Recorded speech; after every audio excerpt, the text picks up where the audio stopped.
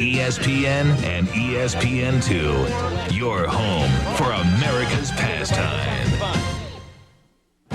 Start spreading the news. David Cone returns to Yankee Stadium, but not as a Yankee. Can it be he's a Red Sox? For the past half-dozen seasons, David Cone took part in the renewed brilliance of the Yankees. Their 4 world titles. His perfect game. Last season, his struggles outnumbered his successes. Was he through? Well, yes, as a Yankee. But tonight, he's the enemy.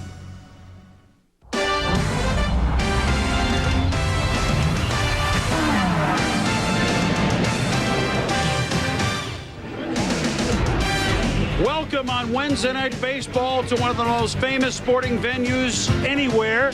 Yankee Stadium, to one of the best rivalries not only in baseball, but in any sport. The Boston Red Sox against the New York Yankees. Hello once again, everybody. I'm Chris Berman. So glad you could be with us here on this Wednesday before Memorial Day.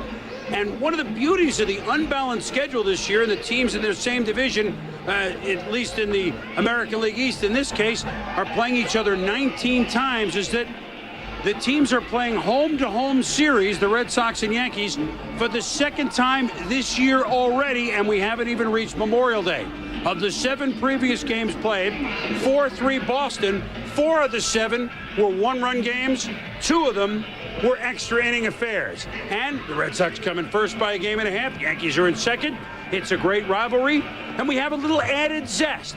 Part of that added zest is my partner, Joe Morgan. Welcome. Welcome. Thank you. Good to see you. I missed you. Great to be here. They missed David Cone here in New York, but he comes back as the enemy. 5.5 years as a Yankee, and here's David Cone in his second outing as a Red Sox, pitching in Yankee Stadium. How will Coney be emotionally and physically, do you think, Joe? Well, first of all, anytime you take the mound in Yankee Stadium, there's a lot of excitement. There's a lot of adrenaline flowing. So I expect him to be the same way. But I also know David Cone to be a veteran pitcher. He knows what he has to do. So I think that he will keep his emotions in check, and it's just a matter of how good his stuff is how well he'll do. It won't be anything about emotions. Well, certainly the Yankees who are facing him tonight, that Joe, know his resume.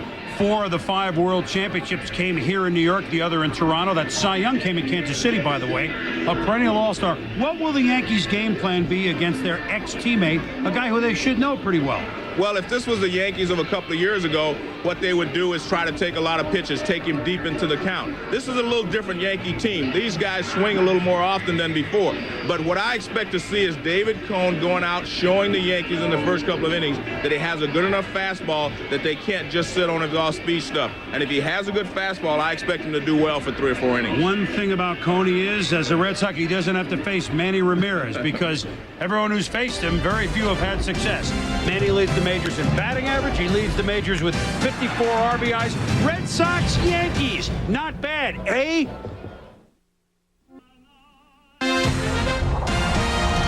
ESPN's Wednesday Night Baseball is brought to you by Budweiser. With a crisp, clean, refreshing taste you'll find in no other beer, this Bud's for you.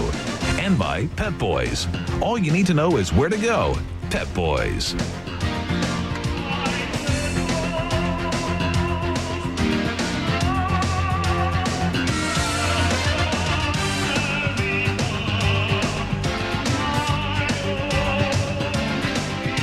Welcome to Yankee Stadium. The closing moments, I will explain in a moment. Let's listen to them wrap up God Bless America. My own sweet home.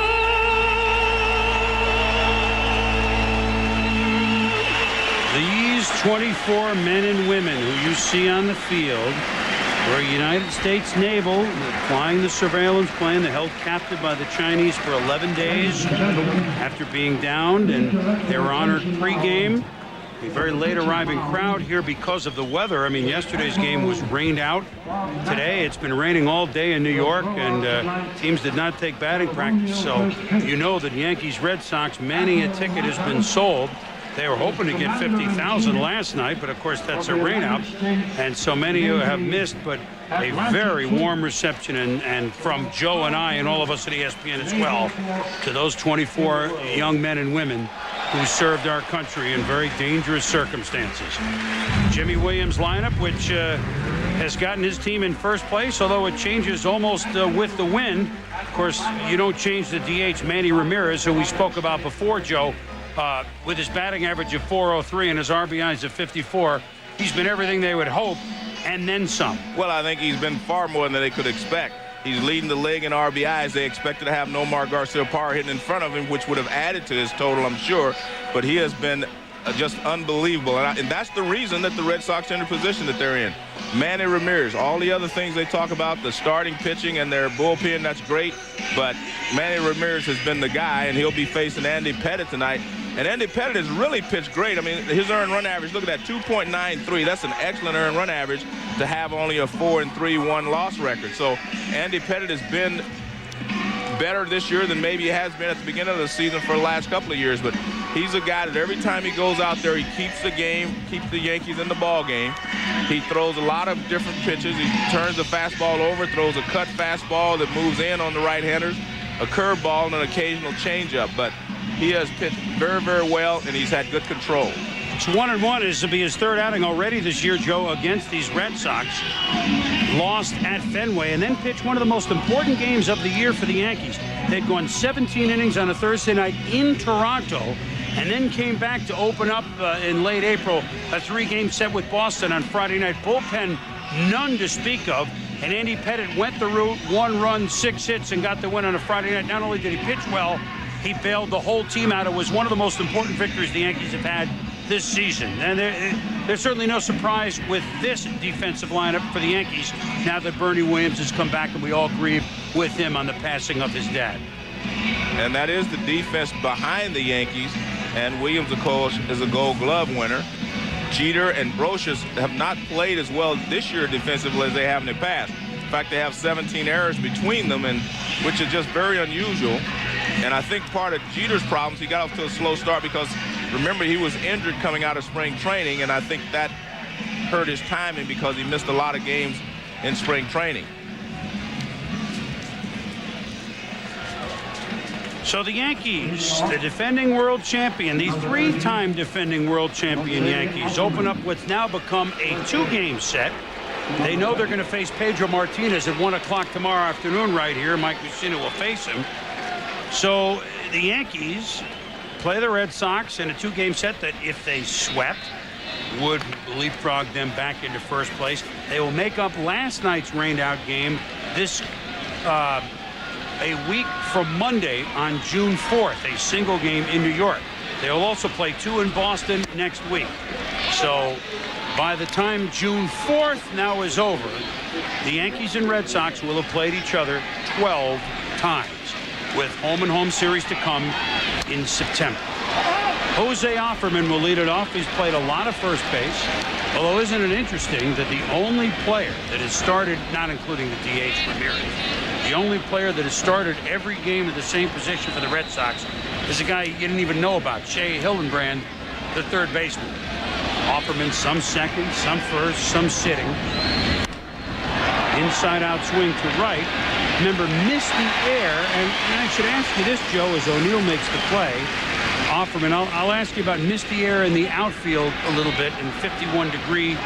Does it make you play a little differently on balls? Well, I don't think you're quite as loose when you're in the outfield. I mean, and it's probably a little damp out there, so your traction is not as good as it normally would. Remember, they only put the tarp over the infield, so the infield will be fast and quick, but the outfielders will have to be careful.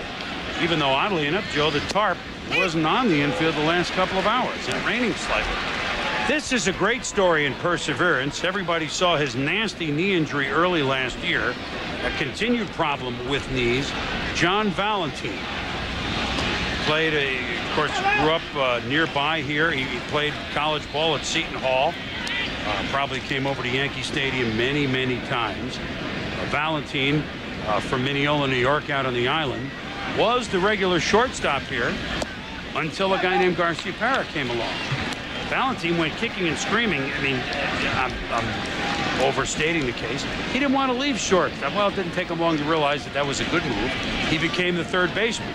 Now with Nomar out and Valentine back, they've asked him to play short. He really didn't want to do it, but he's doing so, Joe, as O'Neill has made 2 plays. But Valentin is a guy that the Red Sox need if they're going anywhere. His type of veteran leadership and spark. Don't you agree? Well, he's got a good bat. I think he's really effective against left-handed pitching, so they really do need him for that.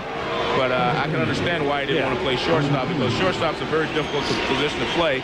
And when you have a bad knee and you're not 100% healthy as he is, that's a problem. So Valentin pops out to O'Neill. 2 out.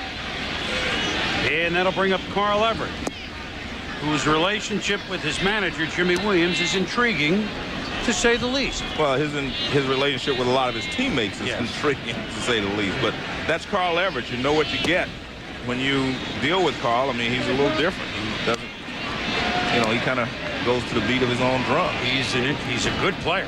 Nobody argues that. You're right. He's done some very foolish things. Nobody argues that. Even a couple of things that he's done on the field, he wouldn't argue.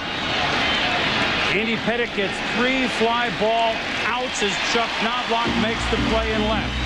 And rather than go to a break here at the end of the top of the first, we're going to see the Yankee fans welcome to one of their favorites, man that was a part of the 4 World Championship teams, now as a Boston Red Sox, and that's David Cone. And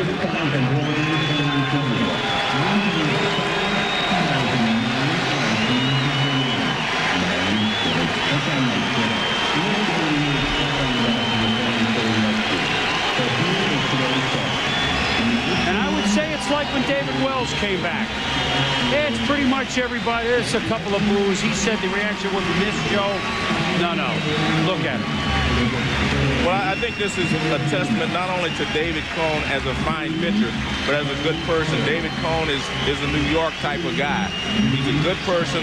The people here liked him, and he pitched very well. And this is what he did in his last start. And he actually pitched well, but he had a tough at bat against Guzman. He threw 11 pitches, and after that, he was knocked around a little bit.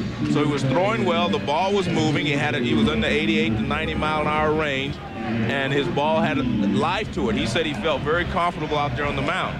He was a little erratic as far as his control is concerned, but he felt like he had good stuff. And I think you'll see him try to prove to the Yankees that he has a good fastball. And a plus for him is the first 2 hitters are right-handed. That's Knobloch and Jeter. And he is best against right-handed hitters. So this is only his 2nd start after his rehab. 2nd start as a Red Sox, and he'll be facing a bunch of guys that he shared a lot of time with from spring training through the end of October, pretty much every year. These are guys that know David. How about David knowing the Yankee lineup? You got to think he has an advantage. Ironically, I have faced a lot of those guys before, even though it's been with other teams. Tino when he was with Seattle, and Paul O'Neill back to the National League when he was with Cincinnati. And so there is a bit of a track record there, but it's been a while since that track record had started. I've seen them enough over the last 5 years, but it's a little different when you're facing them. There's always the human element. You could always easily be distracted. Maybe I might come up with a good scouting report, but executing that report against those guys, especially in that stadium, is going to be difficult.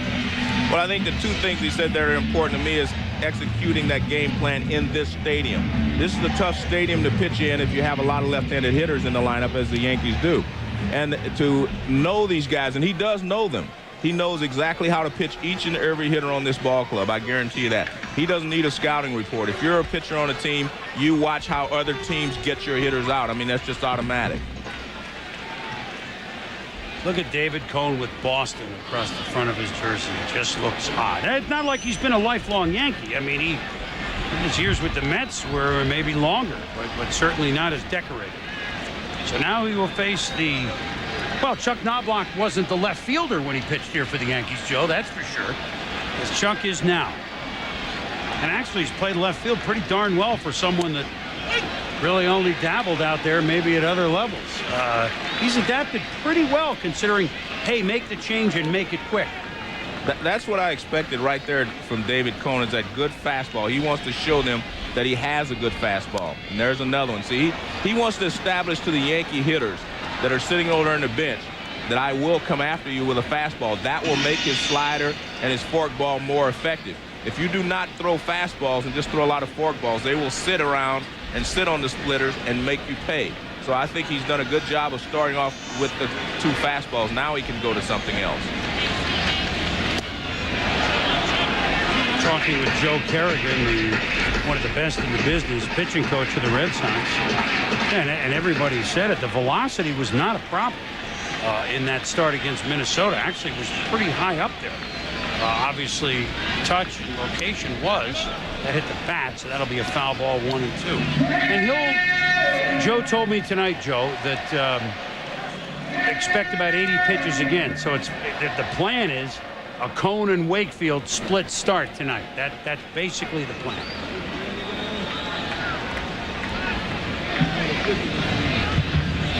There it is. Beautiful.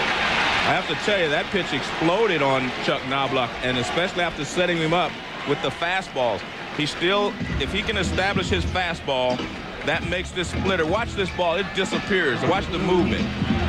I mean, look at that. I mean, you don't get any better splitter than that. And Knobloch, you see him completely fooled because he had been set up with 2 fastballs. So good opening batter here for David Cone. Not just because he struck him out, but because he established in the Yankees' minds that he will come after them with the fastball. So Cone against Derek Jeter. Swinging at the first pitch. And away from Dante Bichette in the miss. Jeter doesn't hesitate. Double. Well, I think part of this is because Dante didn't get a good jump, but a part of it is because the wetness in the outfield. If you watch, he can't get a good start here. And Cone goes right after Jeter with a high fastball. He gets it up, and Jeter hits it off over the head of Dante Bichette. But again, he's trying to establish his fastball. Well, you know, there's an interesting move. Bichette would often play left, and Darren Lewis right. There's more ground to cover in left. So far the gamble did not pay off. That's a ball maybe D. Lou might have tracked down, Joe. Well, I think part of it, again, was because of the slow track out there.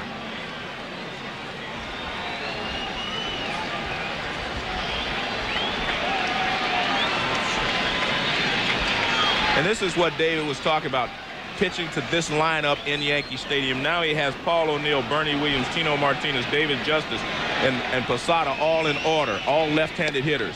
And that short right field fence is very inviting to all of these left-handed hitters. So this is what he's talking about when he has to execute in this stadium, as he said.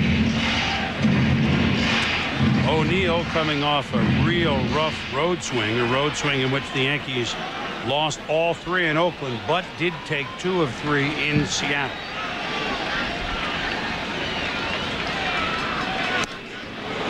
Good fastball.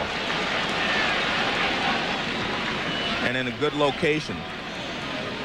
He was trying to get the fastball in and tight on Jeter. He got a little bit more out over the plate than he wanted, and that's why Jeter was able to handle it.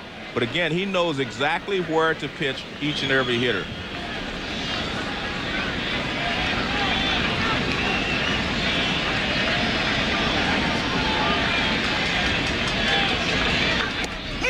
Perfect. You know, I don't know that he didn't have this velocity last year. No, I think last year, I mean, I talked to Peter Pasquarelli before the game. He said that they told him he's at least 5 to 6 miles an hour faster now than he was last year. And look at this. See where he sets up on the inside? Look at that. That's that Greg Maddux pitch that starts off the plate inside, moves right back over the inside corner. Again, he knows that if he can stay in tight on Paul O'Neill, he won't hurt him. He knows that if he can stay in tight on Jeter, he will not hurt him. We'll see how he wants to pitch Bernie Williams. Joe, 8 strikes, 1 ball thus far for Cone.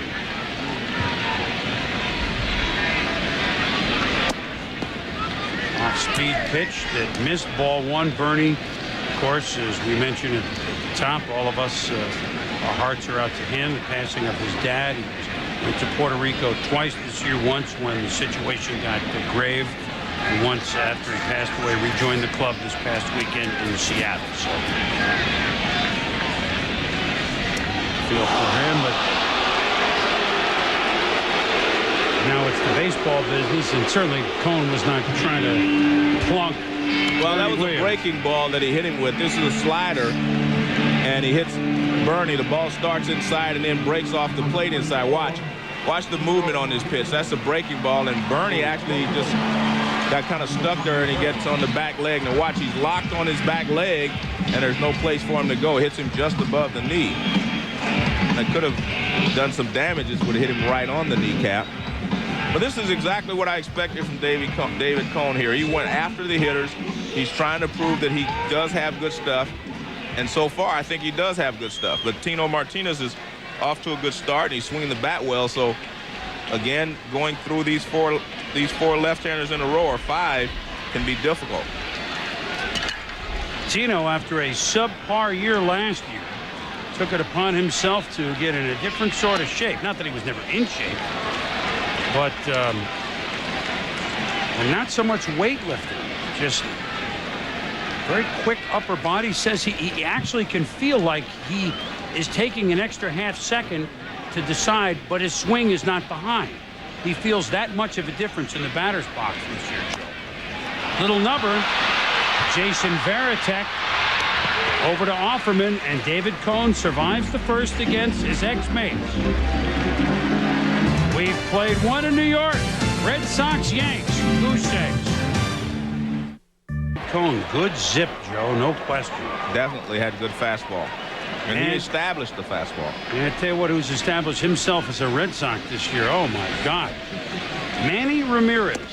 And why is it interesting that a Red Sox is standing at an average of 406? Huh. Kind of reminds you of another great left-handed Red Sox. An outfielder, although Manny has yet to play the outfield. But he also ended the season 406. Yeah. But you know what? You hit 406 when you have little broken back bleeders like that. Another base hit for Manny Ramirez. Best average in baseball, most RBIs in baseball. Well, you definitely have to have some luck to hit 406. I mean, you're not going to hit a line drive every time up. And in fact, they catch some of your line drives. So you need a few of these for base hits. But that shows you how strong he is. He just kind of muscles that ball into the outfield, because that ball hit him well in on the hands. And that's where you expect him to pitch, Manny. But before the night's over, I guarantee you he'll adjust and pull some of those pitches. So now he's up to 410. I like that 406, a Red Sox. Right? You picked up on that right away. Where, for those that didn't get it, that, of course, the last man to hit 400 was Ted Williams.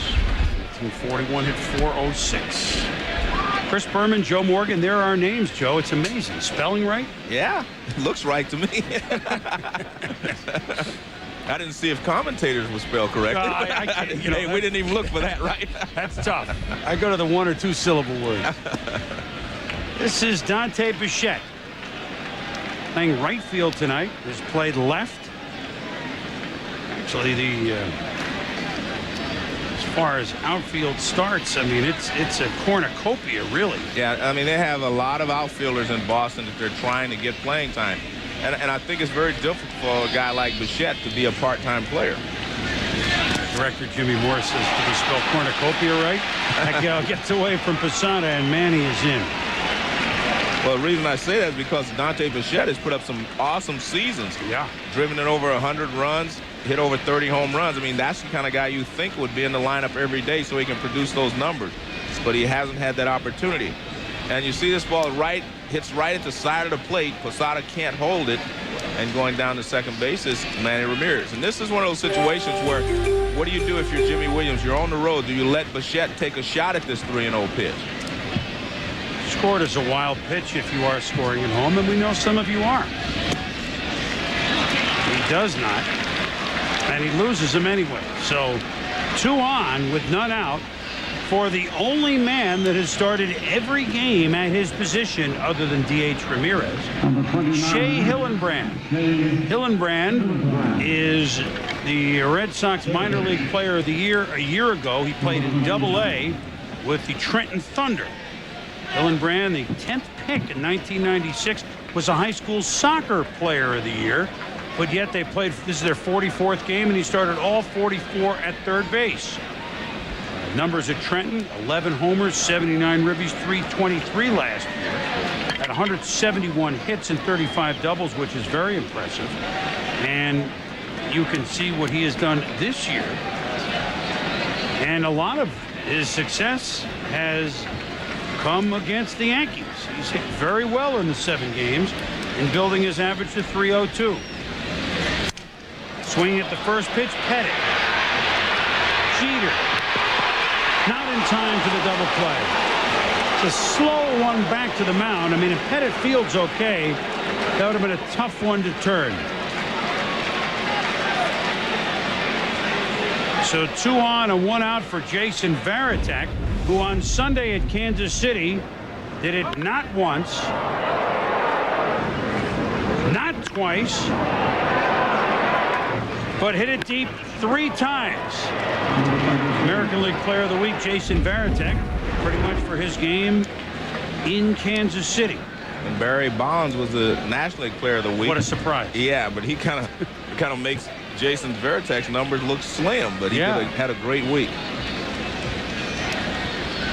Jason hitting at 307 now.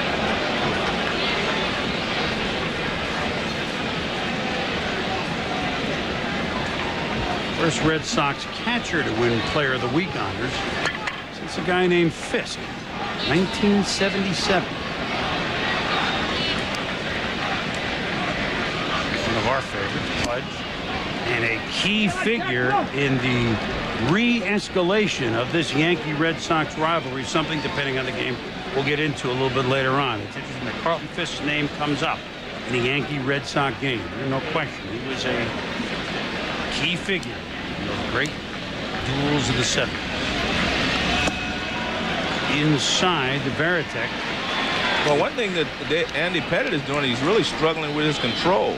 I mean, he's been able to make a couple of good pitches to Hildebrand and also to Ramirez on the inside part of the plate to jam them. But other than that, he's been a little erratic. He's been missing very low with his pitches.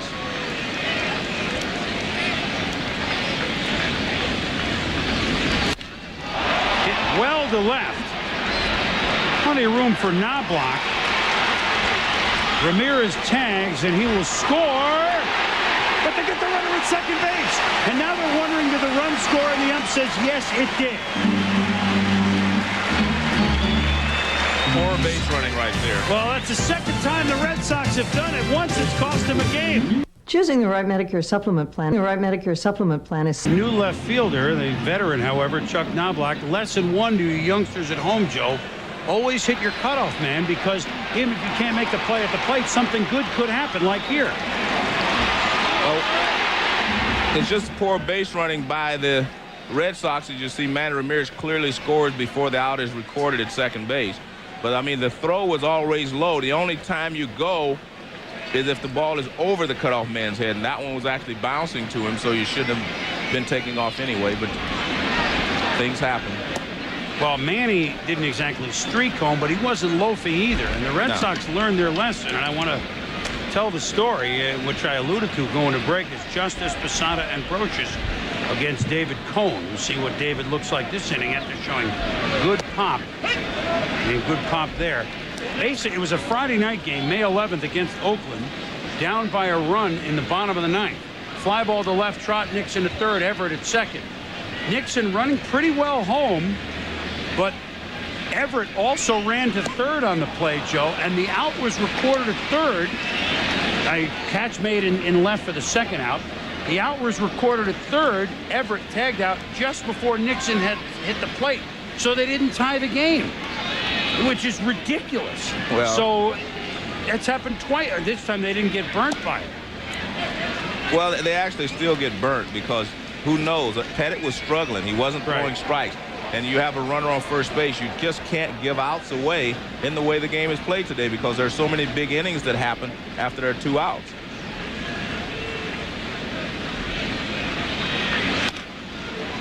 Chopper by Justice. And he has kept Justice off balance with the splitter and the good fastball. So he is throwing well, and he's keeping the ball down. The splitter is down, and he's got the fastball up, which gives him a little bit more velocity and maybe a little bit more movement for him. Justice is one of the Yankees who has gotten off to a slow start. Very slow.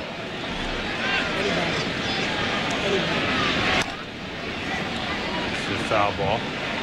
Joe Torre says, you know, we really haven't played very well at all. I'll be the first to tell you that. This team is still capable with the 4 aces after El Duque's strong start over the weekend to reel off an 8 out of 10. We haven't even come close to doing that yet.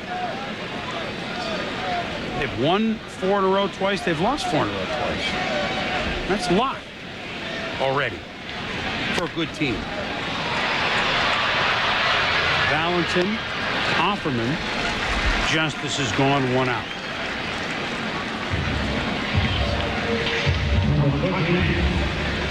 Well, we've seen David Cone, you know, with his explosive fastball. This is a splitter, and watch it goes down and away. Justice just kind of waves at it. Not a good swing, but a good 2-strike swing, so to speak. And he grounds it to shortstop. Valentin right up the middle to make the play. He's got a good fastball and a good splitter so far. And this may be one of those situations. He hit Bernie Williams with a slider. This may be a situation where he just should use maybe the fastball and the splitter. Way up and into Jorge Posada, the man he used to pitch to. And he's hit by the pitch. It's so far up and in that he got him. Well, remember, it doesn't have to hit your body. All it has to do is touch your uniform. And Jimmy Williams is arguing that it didn't touch his uniform. And now he's satisfied that Jerry Lane says it did touch the uniform. Truthfully, you're not going to be able to tell whether it touches the uniform or not. But it does appear that he got out of the way there. But, you know, if it touches your uniform, any part of it is still considered, you're still considered to be hit by the pitch. It doesn't have to hit your body. Yeah, you want to wear the quadruple XL shirts up there, Joe. Scott Brocious. Well, he finally makes a good pitch with a slider. I'm watching David, and I'm just very interested to see exactly how he pitches each hitter, because he knows what they hit and what they can't handle. And you like to throw Brocious a lot of sliders, a lot of splitters, off-speed pitches. You don't want to throw him a lot of fastballs.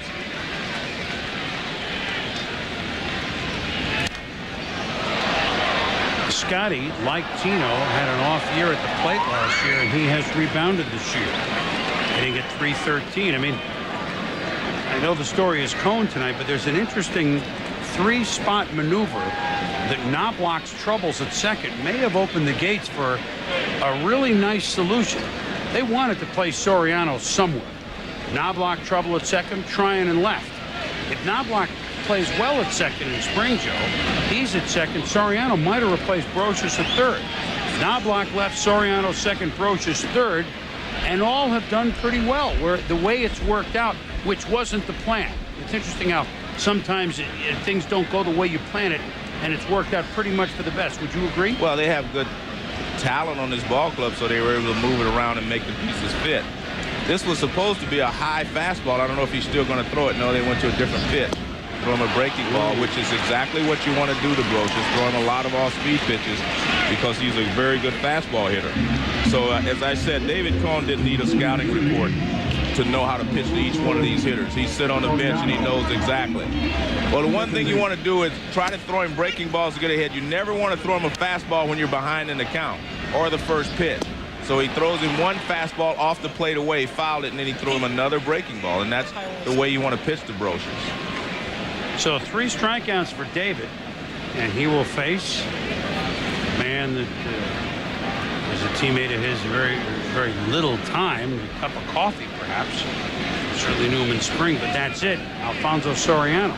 So he might need a scouting report on him. Well, he probably would, because everyone he does. I don't think Soriano actually has had enough at-bats in the major leagues where every team knows how to pitch it. Right. Because you're still experimenting up and in, down and away. What you do to young players is you try to find out where they're vulnerable to the fastball first, whether it's inside, outside, up, or down. You try to find out with the fastball first.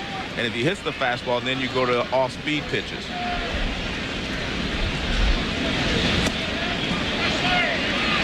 Which he just did, 2-0. 1-0, Red Sox scoring in their half of the second inning on David Cone's return to Yankee Stadium. Kind of a subdued crowd, really, because of the weather. I mean, I think that's the thing. There were about 50,000 tickets sold for yesterday's ball game. And, you know, today's a different day. They thought David was pitching yesterday, and so they bought tickets for yesterday's game. Today's games are a different sale. This is a different crowd, and this is a different game. So it doesn't. You couldn't use yesterday's tickets for today's game. Is the point I'm making. Yeah, plus, you didn't even know maybe they're not going to play today. It's raining again. But well, it's starting to get. Yeah, I would tell you what. Most teams would take this crowd on a Tuesday night on a chilly night. Pretty well to center. Carl Everett is there, makes the catch. Posada is stranded, and the Yankees are gone, and Coney has pitched 2 innings, not allowed a run, and struck out 3. ESPN's Wednesday Night Baseball is brought to you by Lotrimin AF, the #1 recommendation of doctors, and by Acura. Introducing MDX, taking the SUV to a place it's never been before.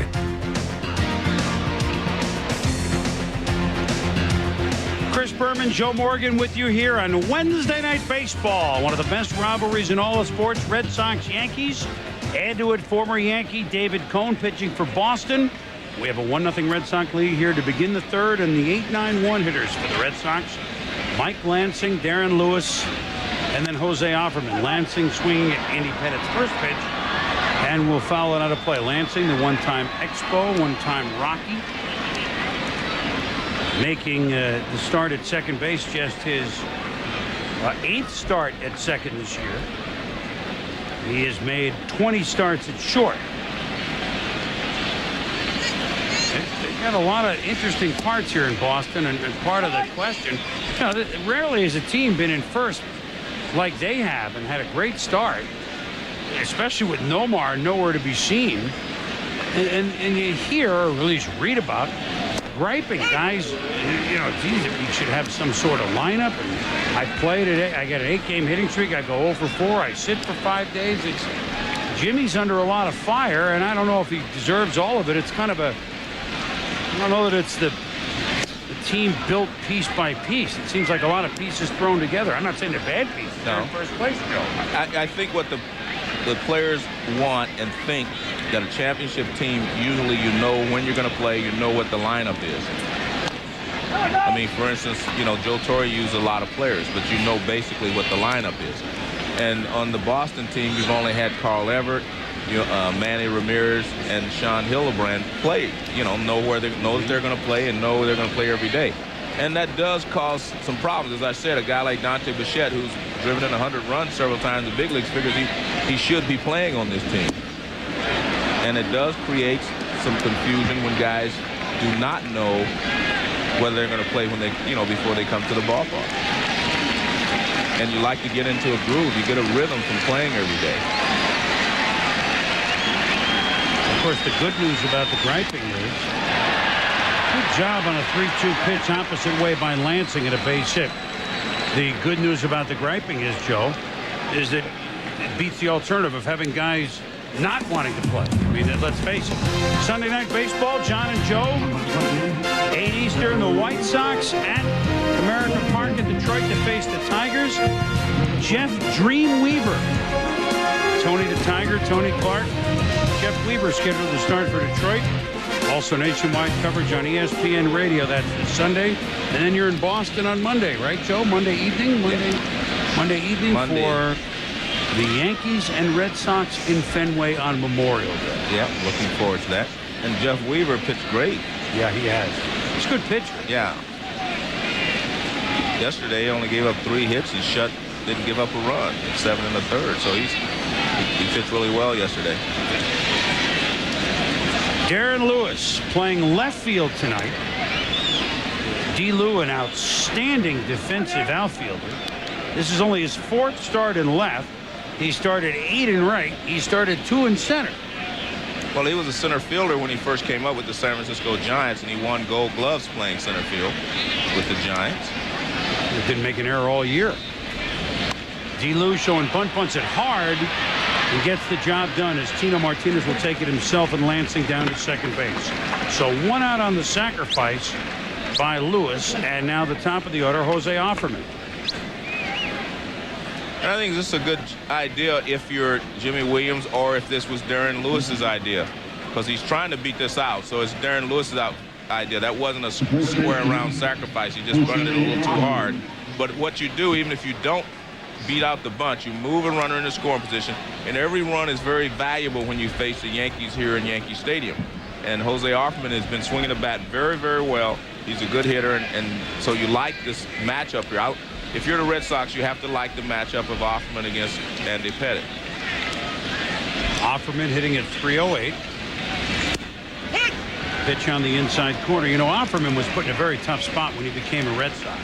They had just lost Mo Vaughn to Anaheim, and all you brought in was Jose Offerman. He wasn't brought in to be Mo Vaughn. Yeah, he was an all-star that year. Remember, Joe? Correct.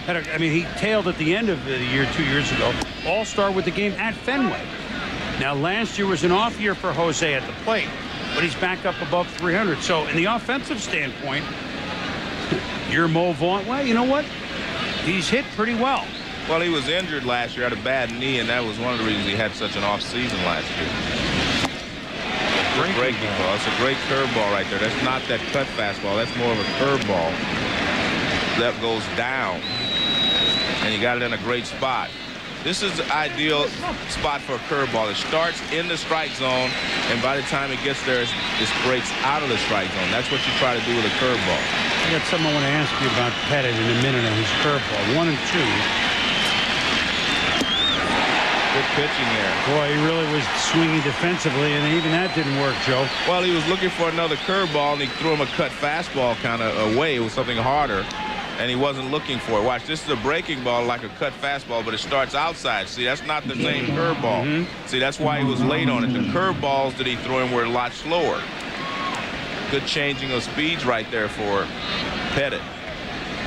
John Valentin, the shortstop, flew out to right in the first inning. The higher strike zone will help some, and less than the majority, some breaking ball pitchers. I'm not saying that Andy is primarily that. Breaking ball and cut fastball. I don't know that he throws his that high on the break to have the high strike zone help him. Do you agree or disagree?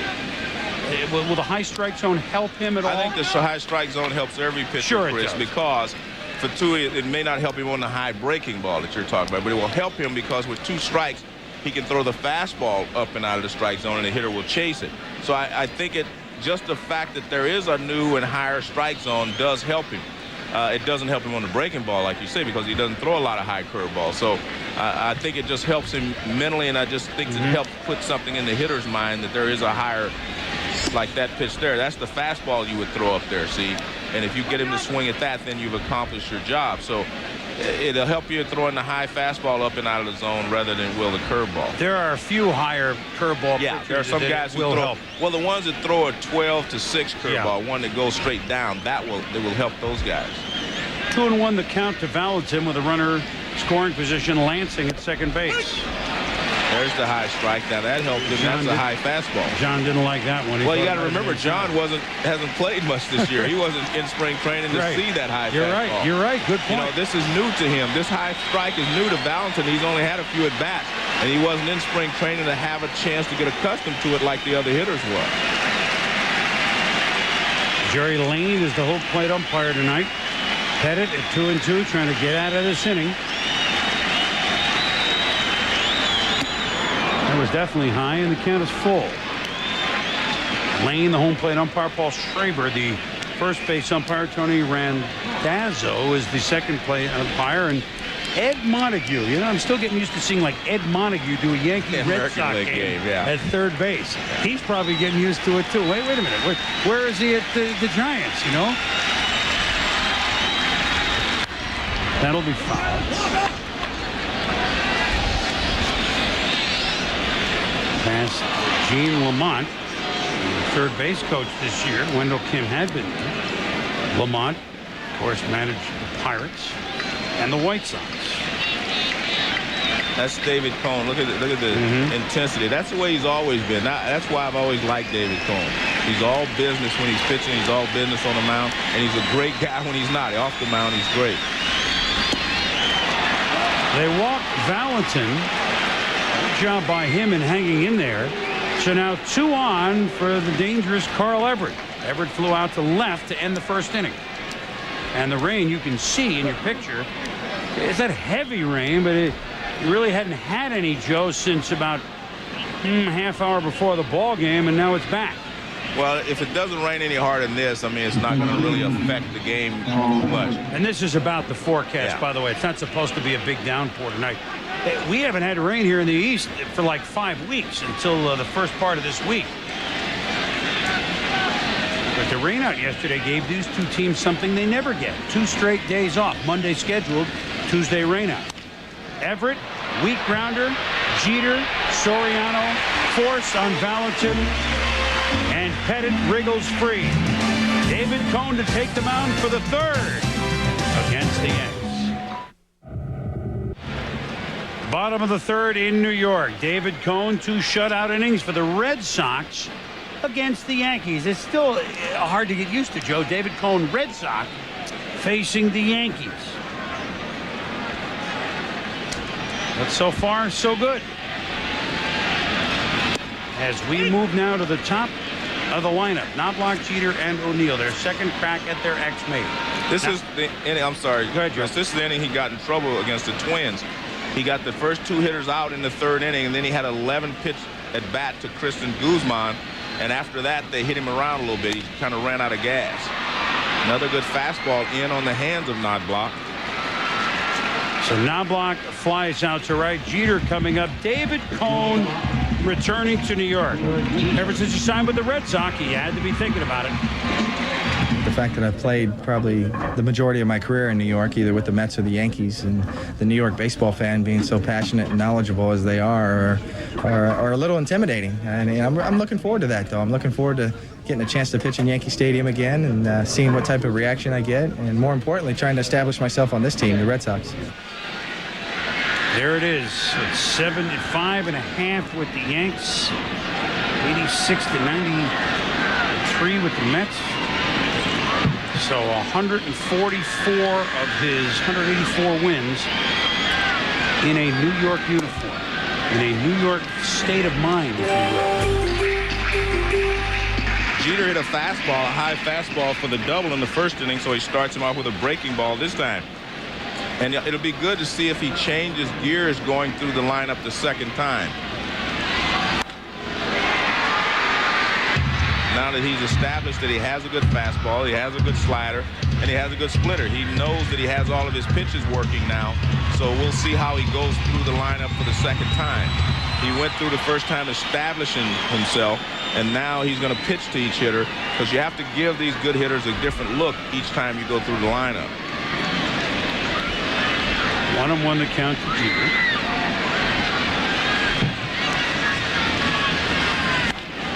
And Derek is 2 for 2 against David Cone. Derek Jeter does that very, very well. He fights that high fastball in off of him very well. And I mean, most teams pitch him there because he doesn't have a lot of bat speed there. But he's strong enough and he keeps the bat level enough that he can fight this ball off. So he doesn't hit this ball good.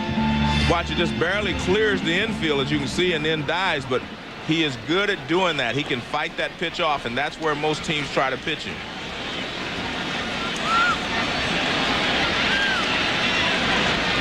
Well, we saw him pitch Paul O'Neill the first time up with good hard stuff inside. We'll see how he goes about it this time. Paul O'Neill, one of Cone's 3 strikeout victims in the 1st inning.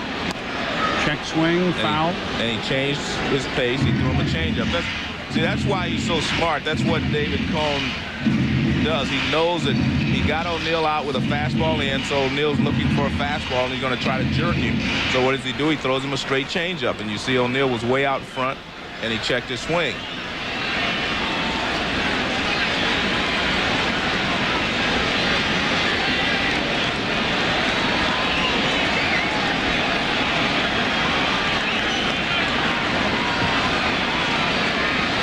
One of the things I like what I'm seeing here with David Cone and Jason Varitek also, you don't see David Cone shaking off a lot. It means that they have decided exactly in the clubhouse how they're going to pitch to each hitter and what they want to do.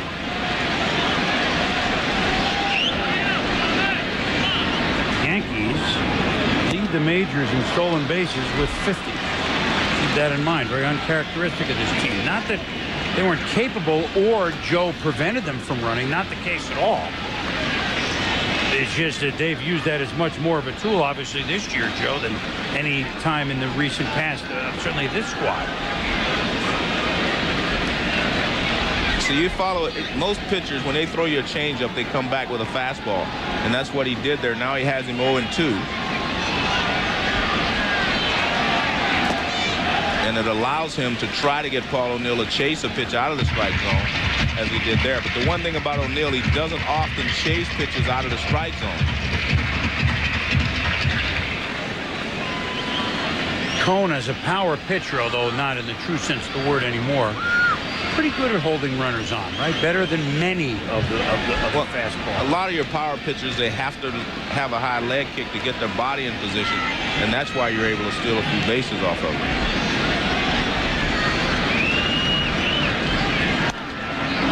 Fishing and fouled off. That remains 1-2. That's what O'Neill does, though. He will spoil a lot of pitches. He's very difficult to put away, so I was surprised that Cone was able to sneak the fastball by him in the first inning. He'd thrown him a good fastball. Here's a splitter, but look what O'Neill does. All he's doing is fighting it off, and he does that very well. And we talked about getting into a long battle with Guzman, hurting Cone last time. You don't want to get into a long 10 or 12 pitch at bat here with Paul O'Neill in this inning either.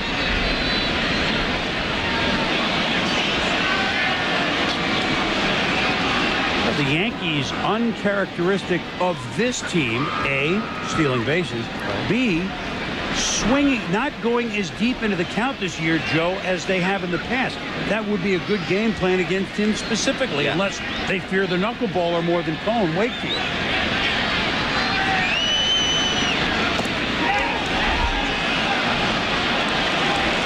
Did not go. Veritek tagged him just in case he did. But see, that's a good pitch there by Cone. But again, O'Neill, he really rarely will chase really bad pitches out of the strike zone.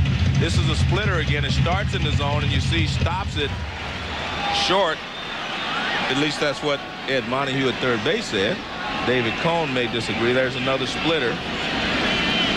And O'Neill almost committed.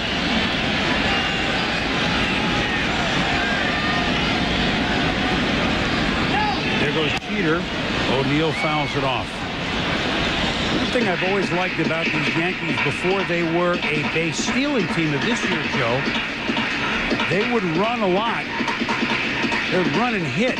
They would run a lot on two-strike counts because they know that their batters are going to get, are going to put the bat on the ball even with two strikes. So that's not so much the stolen bases, which is this year, but they've always been a team on the move with two strikes in the Joe Torre regime. So that we've seen before, that last series of events. There goes Jeter again. Hit well, but too well. Everett now will try to gun Jeter. That ball almost kept sailing over his head. Did you see that? Well, it took off. Yeah. I'm sure there's some wind out there. Yeah. Everett's like looking up saying, whoa, wait a minute. Well, the one thing you're talking about, I think that's the reason the Yankees were successful under Joe Torre, is because when he came here, as you see Jeter running, he brought a National League style of baseball to the American League. They were waiting more on the three-run homer, and Joe Torre brought in hit and run. He would sacrifice. He would steal a few bases. He'd put runners in motion, and that changed the way the game was played. And that's why I think the Yankees have been a good team, because they've used all their weapons. They're not just sitting back waiting for the three-run homer.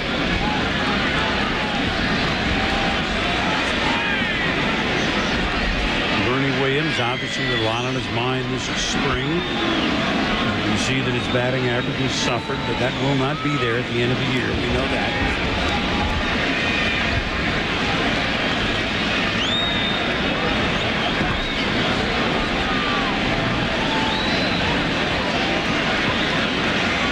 Health and ultimate death last week of his dad.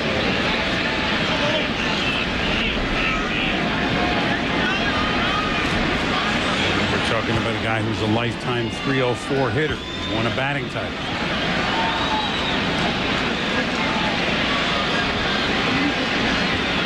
Hit by a pitch in the first inning on a breaking ball inside on the knee. And the one thing we can't ever gauge is, his mental stayed at this time because it's very difficult when you can have 100% concentration on this game.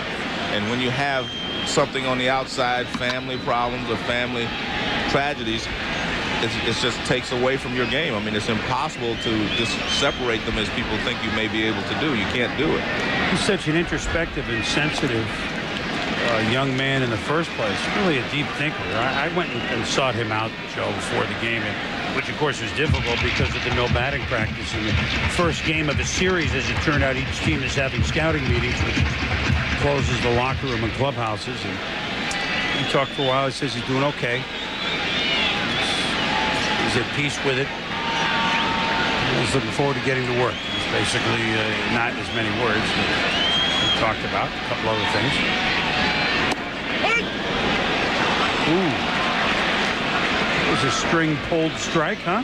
No, he's done this twice now in this inning. He threw in a 2-0 breaking ball earlier in this thing, and here's a 2-0 curveball, and that is a good strike. That ball in the past may have been called high, but it is definitely in the parameters of the strike zone, not the new strike zone, but the strike zone itself, as defined in the rule book. Jeter going, pitch foul back. And they got lucky there that Varitek wasn't able to hang on to that ball, because if he catches it, he doesn't have a chance to throw Jeter out. Jeter would have been able to steal the base. But because he drops it, it becomes a foul tip, foul ball. But Jeter had a good jump, and he was going to make it easily. Mist continues, as you can see.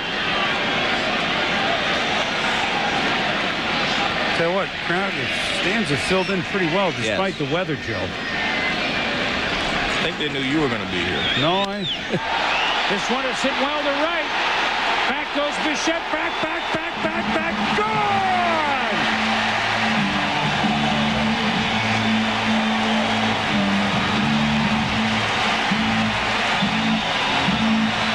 And there's another emotional outpouring of these fans for one of their favorites, Bernie Williams.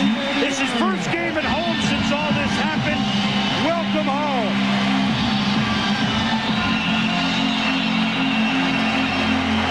Well, the one thing that we saw early in the game is that David Cone thought that Bernie Williams could handle his fastball. And this is what he's talking about, pitching against this lineup in this ballpark.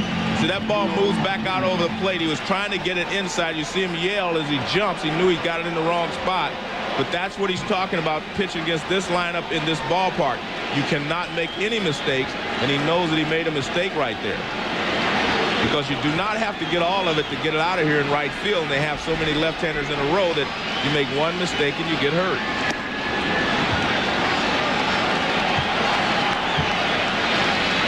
Well, David jumped when he threw the pitch. He said, I didn't get it where I wanted. And then I think he said something else. But I know he said I didn't get it where I wanted. What did we just say, though, Joe, about Bernie? Let's put it to him for a minute. Looking forward to getting back to work. Yeah. Well, that showed, didn't it? Well, look, Bernie Williams is I mean, he's one of the big stars in this league, and you know he's going to have a good batting average, as you mentioned, at the end of the year. Tino Martinez, a sharply hit single for the third hit of the inning.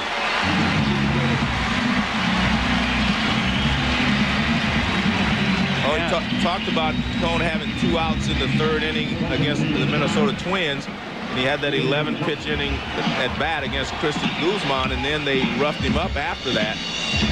And here he is in the third inning again. He was almost out, but that's what you're never out when you look at this lineup. Paul O'Neill, Bernie Williams, Tino Martinez, David Justice, and Posada all in a row, all of those left-handed hitters in a row. It's just very difficult in this ballpark, as he stated. 7 pitches to O'Neill, and that was a well hit out as well. So Jeter pretty well hit single. O'Neill a strong fly ball to center. Williams a home run to right, and Tino Martinez a rope to center field. So 4 well hit balls in a row by the Yankees against their ex-mate. Now it's David Justice's turn. 1-1. Check swing foul ball.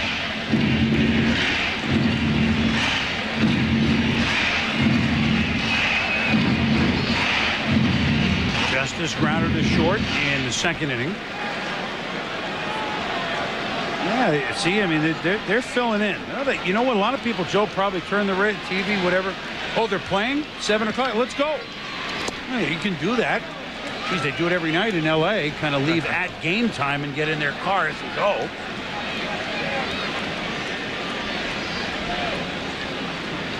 Right center field bleachers are packed. Buy me some peanuts and Cracker Jacks. There you go. They have the Cracker Jacks there. Not bad, even soggy Cracker Jacks, you know.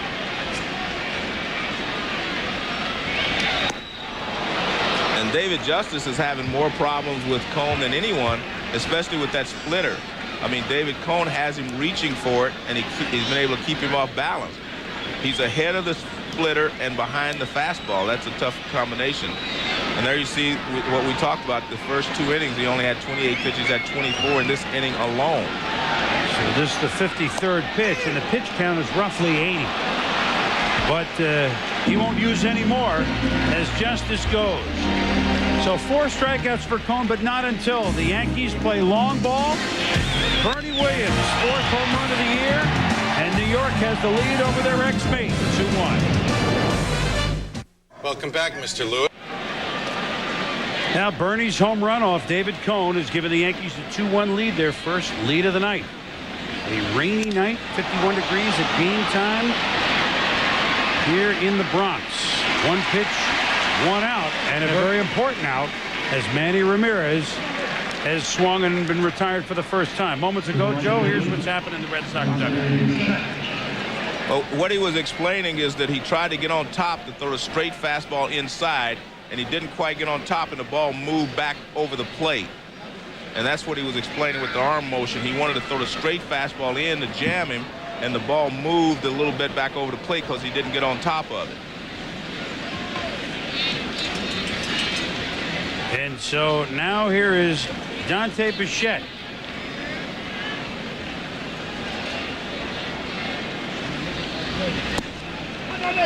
Breaking ball by Andy Pettit, who gave up his run in the 2nd inning. Ramirez with a leadoff single, wild pitch to second. 3rd on a fielder's choice and scored on a sac fly by Varitek. Yankees 2 runs on Bernie Williams' 2-run homer just a couple of moments ago. Bichette came over last year as one of those late season pickups, and the Red Sox squad that, except for the big 3, the big couple of guys at that time, Everett and Nomar, were just looking for another big bat. Draw back, in and out, struggling. Varitek can hit. Bichette certainly provided that. I mean, he has a stroke that's pretty good for Fenway Park, Joe. Or could be. And maybe pretty good here to left, but Chuck Knobloch is there. The White Sox are playing the Blue Jays tonight. Certainly a game of intrigue to these teams. Billy Pito, what do you have? Chris, here's what we have. The former Yankee David Wells has given up 6 runs in 2 innings. In the first, he thinks this is the last out of the inning. It's only the 2nd out. Gives the ball to the ump. Hey, David. Raul Mondesi coming in to score, so it's been that kind of night for Wells. 6-4 in favor of the Jays, bottom of the 3rd. So Wells returns to Toronto as David Cone returns to New York. But I think David's a little more aware of the outs and the pitch count, aren't you, Joe? Ooh. Headed up and into Hillenbrand. Well, the White Sox have been a bottom out to start, huh? Team that was a surprise. See, they fired our friend Vaughn Joshua, the hitting. All of a sudden, he's a bad hit. Last year, all those guys came from nowhere. All these young guys, and were great stars. They were. Oh, all of a sudden, Vaughn Joshua doesn't know anything? I think not, Joe. Well, I saw last year they were the best right-handed hitting team I thought I'd ever seen, a group of right-handed hitters. And I stated that. This year they're off to a slow start, but, you know, like you said, I don't know how he got so bad over a year, but that's the way it goes. He really got gum, you know. Yeah. Well, Vaughn is one of the gentlemen in the game. Great gentleman. And he was a good player. I always enjoyed talking to him when I'd go talk to him about hitting.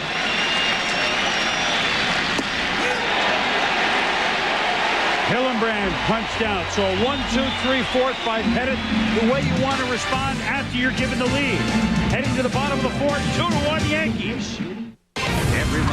Bill Pito back in the studio for the Mets and the Montreal Expos. New York has lost 7 of its last 8 on the road here. Down 1-0 in the third. It's Edgardo Alfonso. Hitting just .252. That's his 8th home run of the year. Ties the game up at 1. As for the first place Phillies, they win game 1 of 2, blanking Pittsburgh 4-0. It was interesting when the Phillies beat Schmidt. I mean, there's something, right? There's something odd there. Well, they've been a great, you know, in the beauty of the Mariners and the Twins this year, the Phillies have been a wonderful story as well. As we begin the bottom of the fourth, swinging at the first pitch is Jorge Posada. Lansing to Offerman, 1 up, 1 down for David Cone. So that's a good way for him to start the inning, at least in a pitch count. We told you that 80 was about the number, give or take. So he ended 3 innings with 53, Joe, and that's a good way to get started. Well, he had a tough inning the last inning. He threw over 29 pitches, I guess, or 30. So he needs to come out here and try to have a low pitch count if he's going to stay in the ball game. Strike to Scott Brocious, who he struck out in the second inning. And he's done a good job this second time around. He started every hitter off with a different pitch than he started him off in the first go around.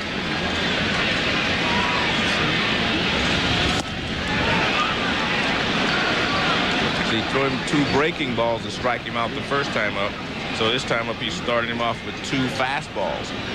And now he can go in any direction that he wants. So very smart pitching so far by Cone. He just made that one mistake, well, one big mistake to Bernie Williams.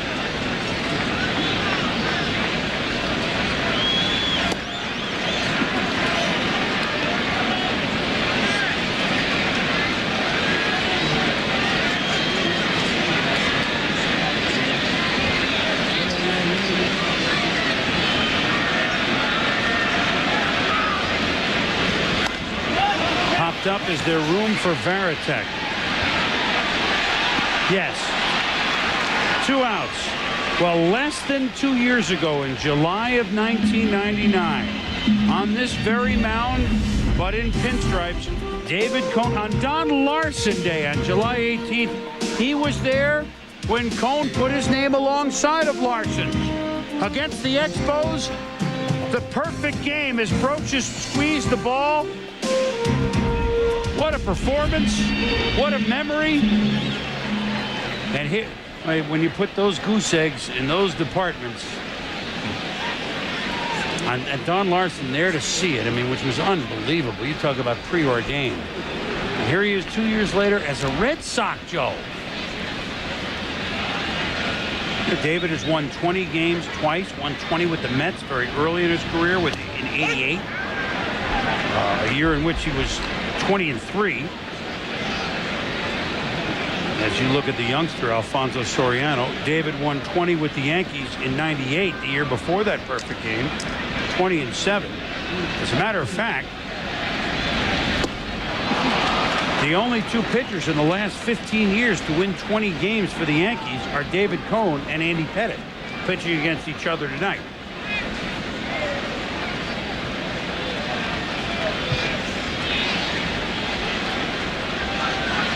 Had a 16-5 season in the strike. There's Andy. 16-5 season in which he won the Cy Young Award. That was the strike short in '94 year. He was a Royal. You can see that he and Varitek are working perfectly together. Varitek wanted that fastball up and out of the strike zone. You can see him stand up and give the target up. He threw it up. Soriano chased it, but he was able to make contact. So they're working together perfectly. He has not been able to shake him off. He's just been making good pitches. And he gets Soriano with strikeout number 5. So an impressive comeback inning for Cone. Battle on. Tired.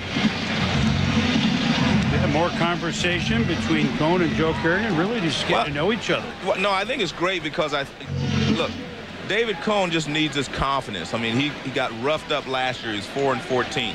He just needs his confidence. He needs to know that he can still pitch in the big leagues. So when you go out there and you do something well, as he's done here, he's pitched well, I think Joe Kerrigan is just reinforcing the things that he's done positive tonight.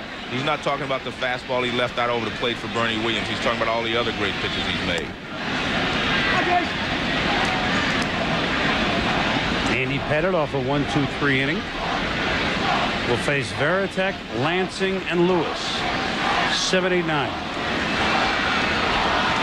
And you know, with the David Cone reappearance in Yankee Stadium and honoring the men and women that were shot down and had to make an emergency landing, I should say, in China, and the weather and everything, we finally heard here in the top of the 5th a mild, very mild, Joe, first derogatory Red Sox chant. It just didn't have that.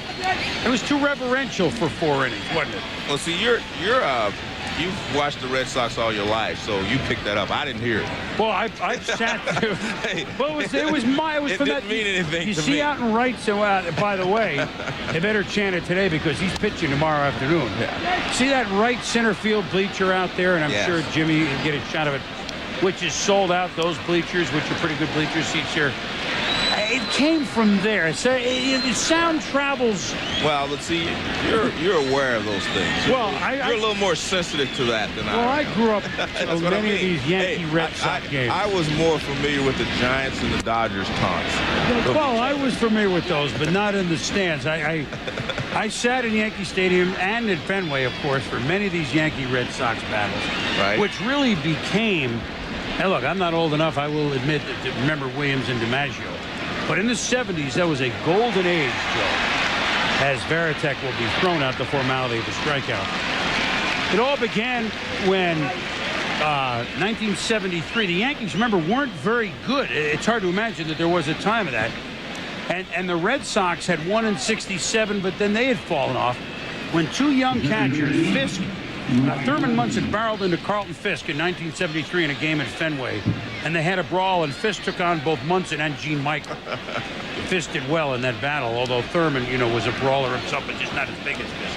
And that kind of rekindled what was there, what was there, certainly between the fans. Certainly it's just a 4-hour drive between the two cities, train ride, an hour plane ride. And then, of course, it escalated. The Red Sox won in 75. You guys played them, the Reds. Beat them in the memorable series. The Yankees won in 76, the first time they had won since 64, and the Reds, you swept them. Winning the series here, if I'm not mistaken. Correct, yes. Winning the series here, if I'm not mistaken. It was here. And then there, of course, came 78, and let's not even talk about it. And then I'm fast-forwarding, because that's a good shot of Clemens. I'm fast-forwarding to the 80s and 90s. But it got rekindled when Roger Clemens not left Boston to go to Toronto, but became a Yankee. And then they played in the ALCS, and so now it's back on the front burner. It always was there. Maybe not what it was in the 70s, and maybe not it was when Williams and those Red Sox were always second to the Yankees in the 40s. But it has been rekindled because both teams, I think there's a lot of respect between each other in addition to the fans getting hyped up. Well, Andy Pettit seems to be getting stronger. That's 3 straight strikeouts for him going back to the 4th inning. And this is a good cut fastball right on the inside corner. You see the target there by Posada right on the inside corner. So that's a cut fastball. You see it moving in, and Lansing thought it was going to move in more than it did.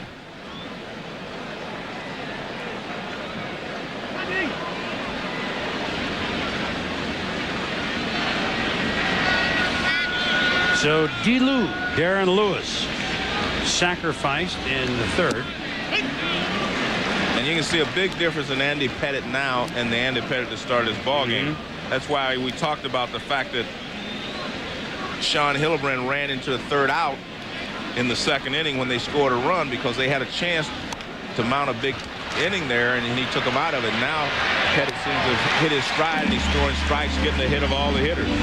No question. And second straight 1-2-3 inning for Pettit. A 2-1 game here heading to the bottom of the 5th. Welcome back. I didn't know Soup managed the Senators. These guys look good at it. Look at Ravi and Harold and Brian McRae, B-Mac. Like they can go out there and play with Joe Hardy. this is a big inning for David Cone because he's got to start at the top of the order again. And Knobloch, he's been able to handle him. And again, he changes his pattern. He's thrown Knobloch a lot of fastballs to get ahead. He throws a slider now. And I think that's important for him to change his pattern for the next 2 or 3 hitters. Struck out and fly to right did Knobloch. Jeter on deck has doubled and singled against him. And Jeter's been the guy that he had the most trouble with, although the big blow was from Bernie Williams. Jeter has 2 hits, Bernie Williams the home run, and Tino Martinez has the 4th base hit. Yankees beginning tonight a game and a half behind Boston in the AL East. Toronto 2.5 out. Well, you can see there, Veritek wanted him to bounce the splitter, and he thought about it, and then he backed off. He said, no, I don't want to do that. What he tells now, he starts all over again. What that really tells you is that Cone wants to waste a fastball maybe or try something else, but it's one of the very few times that he has shook Veritek off in this ballgame to see Wakefield in the dugout. Well, he goes back to it. He wants him to bounce the splitter. And he didn't bounce it, but he gets him out anyway. Knobloch to center. Everett makes the grab, and there's 1 out. The last, who knew at the time that, remember 4 2/3, Game 4 of the World Series, Denny Nagel pulled by Joe Torre. Joe brought in David Cone to pitch to Mike Piazza, inducing him to pop up to Soho at second. And David just pitched to the 1 batter, but got the very tough Piazza in Game 4, Game 1 by the Yankees. And who knew that that would be it for David Cone as a pinstriper? And you see, by the way, postseason 8-3. I think that speaks for itself too, Joe. Well, he's got to solve how to pitch to Jeter, I think, is what he's going to try here. Find out how he tried to jam him, and neither time was he was not successful either time. Jeter hit a double over the right fielder's head in the first inning, and then he blew one in the shallow center the next time up. So he goes away this time with a breaking ball. Now he's back inside again. Nobody came with a splitter, and that's smart. Again, you have to change your pattern against good hitters.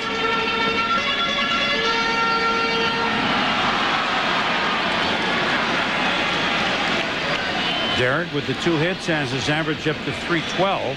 Remember, he pretty much missed all of spring training. He started the year very rusty and still injured some. He doesn't look rusty tonight. No, he's throwing the ball well. I think he crossed Veritek up right there, because that pitch wasn't that bad.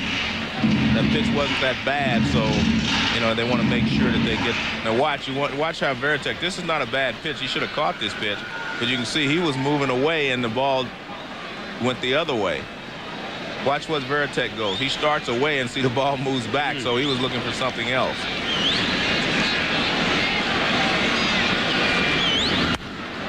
Oh man. Jeter says, okay, you're going to come back and pitch against me? Well, he hasn't been able to solve Derek Jeter, but one of the reasons is he's been up with all the pitches. That was a breaking ball. It was a curveball, and he wanted it down, but he hung it over the middle of the plate, and Jeter doesn't miss it. See where the target is, and see where the ball is? That's a hanging breaking ball, a hanging curveball, and watch, Jeter doesn't miss it. You got it. That's good hitting there by Jeter. And a lot of times it just happens that way. You see the ball well out of a pitcher's hand. And usually when you see it well, you have good swings, and that's what Jeter has done so far in this ballgame. He's had some good swings at David Cone. Well, he's retired Paul O'Neill twice, Joe. Struck him out and flew out to center field. Jeter on with 1 out. Yankees lead at 2-1. Bernie Williams, 2-run homer in the 3rd. Red Sox run coming in the 2nd, and O'Neill swings through this one. Well, this is the time of the ballgame, as I said, he has to be very careful. He's only losing this game by a score of 2-1. You have to keep it right here because Pettit seems to be throwing better now. And this is probably Cone's last inning. So you have to try to make sure you keep your team in the ballgame right here. But it's a tough thing to accomplish because you have a Paul O'Neill, then Bernie Williams. A lot of question in sending Oka and Crawford down and bringing Cone and putting Wakefield in the rotation, but Red Sox want to find out now what they have with Cone, as long as they're not rushing him, which they are not.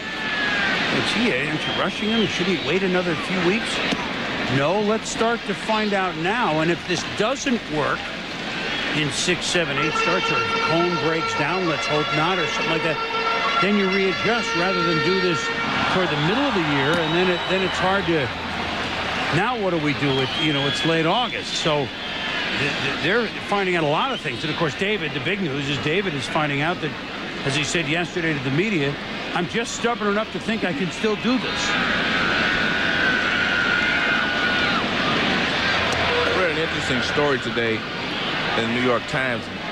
Murray Chas wrote it about David Cone. I thought it was a great story, in that in most cases players are always saying, I don't want to hang around too long. I want to, when I'm, don't have the good stuff anymore, I want to quit. David Cone was just the opposite, and I have to admire him for that. He said, I don't want to walk away from this game and have something left. He said, when I leave, I want to know I have nothing left, and this is the only way to find out, is to go back out there and pitch. Pitch out, but nothing going. Remember, Jeter was quite active on the base pass last time. And David said, look, I could have walked away and he could quit, because things didn't go well. But he said, I could not quit on what happened last year. I knew I was better than that. And so he says, when I leave, I want to know that I'm finished. I don't want to leave and knowing that I had another year or even another half year left in me. And I thought it was a great article, well written, and it really conveyed David's thoughts very well, and why he's still out there pitching. Jeter bluffs. O'Neill fouls weekly, 2-2. We hear a lot of times, it's about the money and it's about this and that. Well, with David Cone, it's about the competition and what he loves about this game. I mean, he's got enough money. He's made a lot of money in this game. And so it's not about the money. It's about competing and knowing that he gave it all he had, and then it was time to walk away. So, I really admire him. I always have, but I really admire him even more after listening to what he had to say in the column today. O'Neill will drop it in for a base hit. Jeter on his way to third. No throw there. Runners at the corners with Bernie Williams coming up. Let's go to Bill Pito. All right, Chris, Minnesota lost today, so if Cleveland beats the Tigers, the Indians will only be a half game behind the Twins. But here, Dean Palmer, a 2-run bomb, 7th of the year, ties the game up at 2, playing the bottom of the 5th inning. And in Toronto, David Wells gave up 3 in the first and 3 in the second. He's down 6-4 in his return to Toronto. Wells' return, they need a big year out of Joey Hamilton, and everybody in to talk with David Cone and Joe Kerrigan. Well, this might be a spot normally, you might want to bring a pitcher in to pitch to Bernie Williams, but I don't think you want to bring a knuckleball pitcher in with a runner at third base in this situation. And the one thing to remember here is David Cone has pitched very well, but he's lost just a little bit on his fastball, and that's why that was a cheap hit from a very cheap hit there from Paul O'Neill. But he hit it off the end of hit him off the handle, and he dropped it. Oh, this was the last at bat with 2 outs and Jeter aboard, and Bernie sent it into the right field tunnel. Maybe, Joe, maybe, and I don't have the updated pitch count, it's about 80. He might say, look, maybe this is your last batter. You okay to go these 2 batters, maybe checking? Now, Cone, the competitor, of course, is, of course.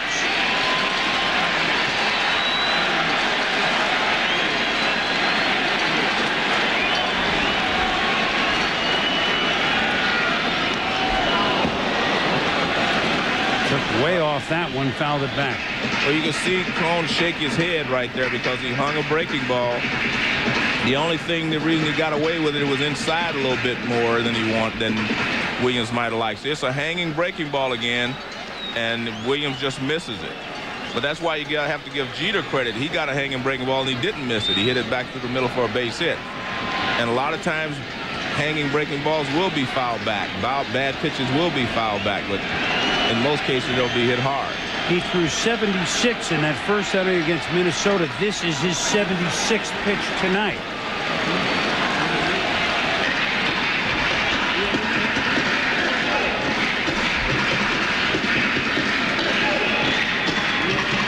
Well, this is the plan all along. This isn't news that Tim Wakefield is up and ready.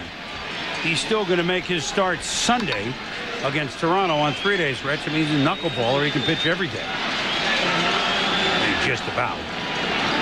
Cone wants to get out of this one, and that's a good point. Obviously, you made, Joe, with the knuckleballer and a runner on third. Especially coming in cold, not even warming up, catching a knuckleball. Well, he knows that he's going to have to make good pitches here to Bernie. He's going to have to try to trick him. And that's what he tried to do there. He tried to throw the fastball in and move it back over the inside corner, and he missed with it. And when you're David Cone right now, you don't know exactly which pitch you can get Bernie out with, so you're trying them all. Jeter and O'Neill on the corner. Slow bouncer. The play is to Valentin for one at second, but no way to turn it two. And the ground out scores Derek Jeter, and it's 3-1 Yanks.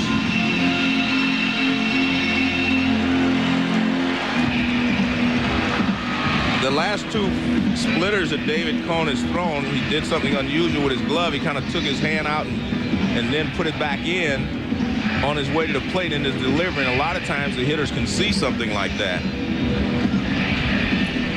But at least he was able to get Bernie Williams on a ground ball, and he gave up the one run, but he was in danger of giving up a lot of runs. Tino Martinez.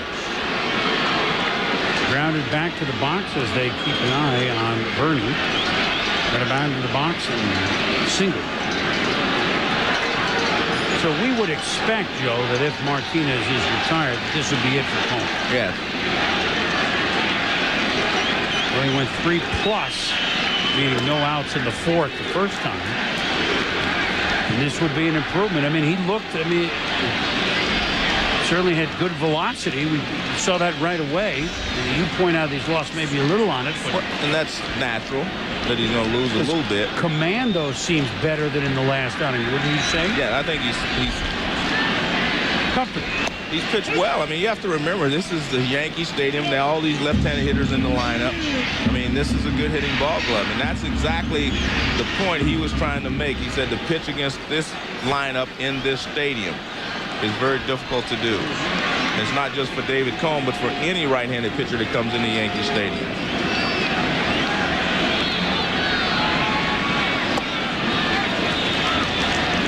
Inside of Tino, 2-1. Justice on deck. Williams at first, and there it is, 81 pitches. It began, 8 strikes, 1 ball. Now, this is a situation that if you don't get Tino Martinez out, it might be the right time to take him out. Well, I think you're right. Especially if the runner doesn't make it to third on this situation.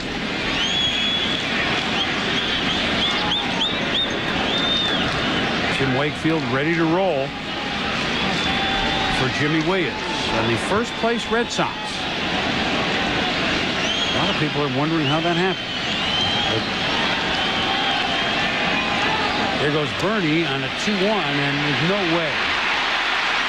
That was a major league jump from first base. And so the Yankees, who lead the majors in stolen bases, now have 51 as a team.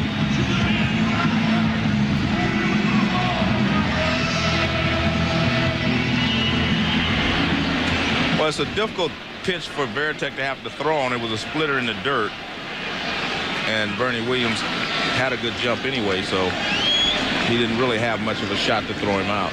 You know, I want to get this in real quick if I have time. You talked about reading an article about it in the Times today. I read one by Dan Shaughnessy in the Boston Globe. And it was a different take on David Cone. Just like the guy grew up here in Massachusetts. He says, I have no ill will to the Yankees. I love it. There's a strike 3-2. He said, but I kind of understand what it would be if Boston ever won a World Series up here. And boy, that would be fun to be a part of it. He says that, you know, some athletes play here 10 years and don't get it. He's been here for 2 starts and he gets it. And that's part of the competitor. And hey, I'm part of this situation now. I'd like to be part of making this happen. No ill will on my last situation, because certainly didn't leave that way. This will be chased, but we'll find the seats.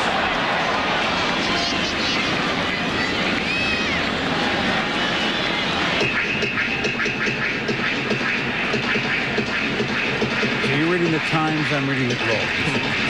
Well, I was in New York today, so I was reading the New York Times. I wasn't in Boston. I'll read the Globe when I'm in Boston on Monday. Yeah. Well, I'm in Hartford, and I read the Current, which reports both teams and the Mets. It's a great place to read baseball and follow it. Left center, over is Darren Lewis, and he makes the catch, and this should probably be it for David Cone in his return to Yankee Stadium. ESPN's Wednesday Night Baseball is brought to you by Tylenol. Take comfort in our strength. And by 1-800-COLLECT. Save a buck or two.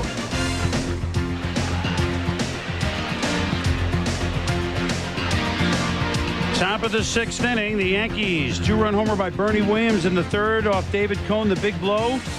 Lead their arch rival Red Sox 3-1. And what a surprise. It's another close game. Cone upset with himself for getting a little careless here and there, allowing that 3rd run. Well, I think what it is, Chris, is that David Cone knows he's pitched well, but he didn't come here to pitch well. He came here to win a ball game. And he knows that a couple of mistakes have, put him behind in this game. A lot of people, and Joe Kerrigan patted him on the back, said nice going and all that, and all that's well and good, but that's not what David Cone came here to do. He didn't just want to prove that he can still pitch. He wanted to win this game. And he still has a chance to win it. I mean, if the Red Sox can score a couple of runs here in the 6th inning. But, from my perspective, I'm very impressed in what I saw from David Cone tonight, and especially compared to what I saw from David Cone last year. He has a much better fastball, better movement on his splitter, and the velocity makes everything tougher for the hitters to adjust to. And so I think if his arm's okay, if it bounces back after these 5 innings, if that's all he's going to pitch, if it bounces back in 4 days and he's able to have the same type of velocity, I think he'll do well. He'll be successful. But in the meantime, Andy Pettitte has retired 7 in a row. Yep. And he's throwing the ball very, very well, and he's staying ahead of all the hitters, something he didn't do in the first couple of innings. Well, to show what kind of season Andy has had, and 4-3 with the New York Yankees wouldn't necessarily lead you to believe that, wow, he's pitched great, although 2.93 ERA is pretty good. That's very good in this day and age. 7 of his 9 starts, Joe, 7 or more innings. All right, now wait a minute. 5 of his 9 starts, 8 or more innings. And he certainly looks like he's strong enough to keep going as Jose Offerman flies out, and there's another one of those outs in a row. Flies out to O'Neill and right. Holiday tradition here on ESPN, a day and night filled with baseball on both ESPN and ESPN2. 18 teams, 9 games. We begin at 1 Eastern on ESPN2, 4 Eastern on ESPN. The Yankees and Red Sox are our night game, feature game, which you'll be at, Joe, and Arizona at the Giants, Colorado at the Dodgers. And we salute annually, and we should do it more than just one day, but we salute certainly those that have served our country, including those 24 young men and women who are here tonight, part of that plane that had to make the landing, and they were held in China for 11 days. I will interject this because I will not be with you on Memorial Day. You and I have done a couple of Memorial games. Correct. And have enjoyed it. I remember we did the Mets with the Reds once, and we did one in Chicago. As we watched John Valentin. I, this summer, along with my wife, Kathy, had a chance to go to Normandy and see the beaches.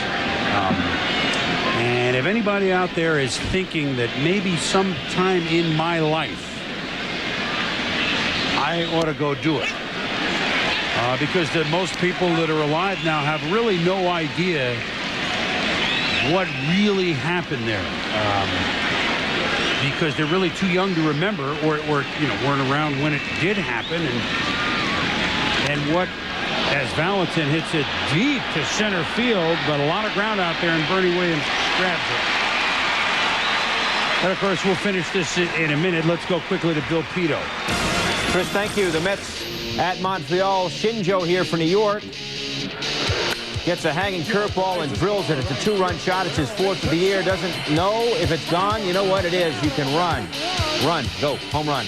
Meanwhile, Jeremy Burnett from Milwaukee, his 14th of the year, taking on first place St. Louis. 2-2, that ball game, top of the third.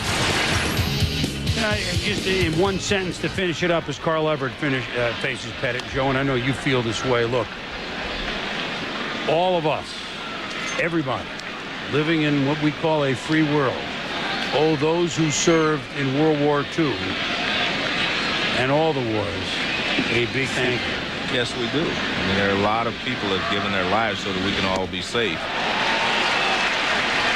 Going to Normandy will make you think a lot.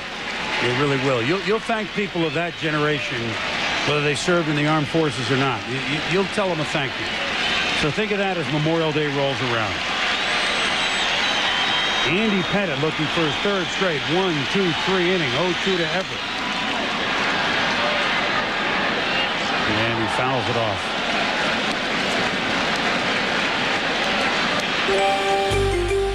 Well, Pettit is in complete control of all of his pitches now. That's a curveball toward the outside corner. And you see the off-balance swing by Everett just trying to make contact, and he's able to foul it out of play.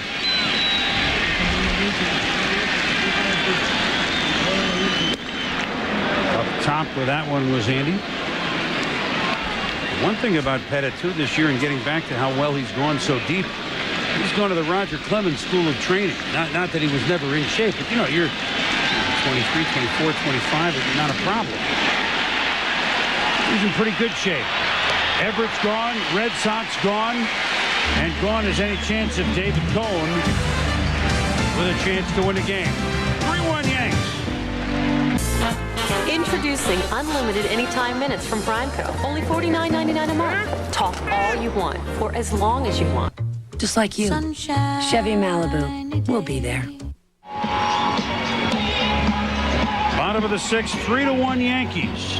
And that is it for David Cohn, as we suspected. And now we go from a man who's certainly not at his prime anymore, but pretty much a strikeout pitcher, to a man who throws a considerably softer or different, and that would be knuckleballer Tim Wakefield, Joe. Well, Wakefield was supposed to start yesterday's ball game, but it rained out, so he's going to pick up David Cohn here. And he has been put back into the rotation. And you can see he's pitched very well for the Red Sox this year.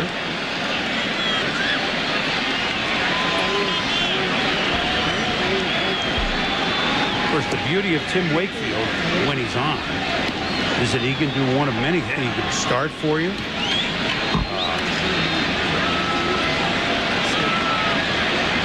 He can be a pretty important relief pitcher for you.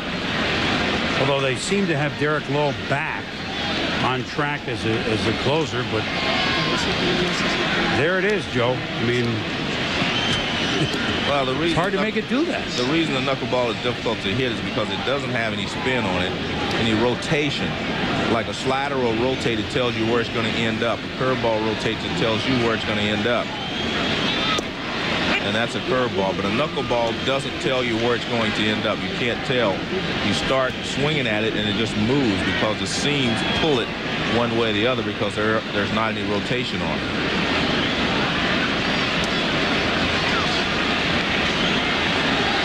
I mean, in 95 and 98, Boston first made it back to the postseason, first time in a while. Justice counted 3-1. Tim Wakefield was a huge starter. 16-8 in 95 for the Red Sox, 17-8 in 98. I mean, in 95 was pretty much Clemens and Wakefield, and then, you know, let's hold our breath. I know I'm forgetting someone, but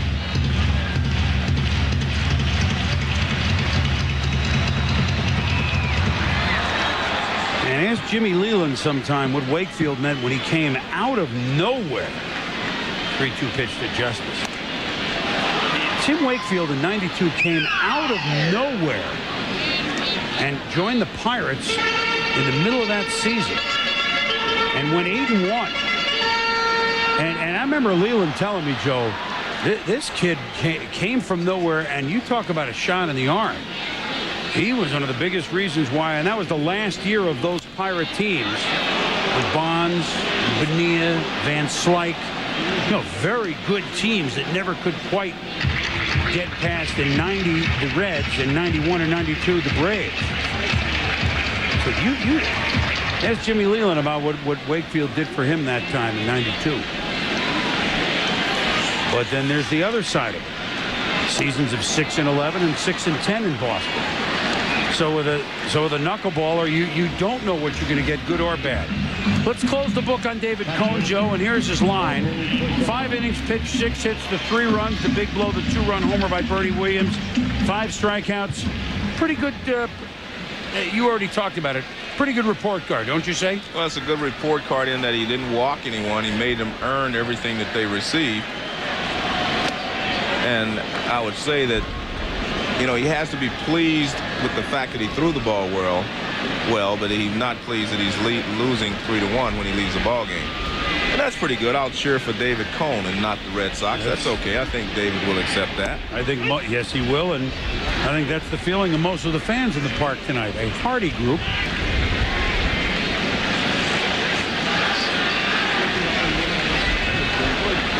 They play again tomorrow afternoon here at 1. Pedro Martinez against Mike Messina. They play Monday in Boston. They play a day off Tuesday, odd, and play again Wednesday in Boston. We'll be doing that game on ESPN from Fenway. Pedro will go in that. And then, oddly enough, because of the rain out here yesterday, Joe, the two teams will play one more game on Monday, June 4th. Here at Yankee Stadium, and Pedro will pitch that. So the Yankees get him 3 times. Well, yesterday cost him. Yeah. So they're going to have to face him. That gives him an extra turn against him. That's an interesting run for these two leaders in the East, because the Yankees play Boston, Cleveland, Boston, Cleveland, and then the one game with Boston. The Red Sox play Yankees, Toronto, Yankees, Toronto, and then the one game with the Yankees. So this is a telling 12-13 game stretch for the 3 teams, and I'm including the Blue Jays there, in the hunt in the AL East.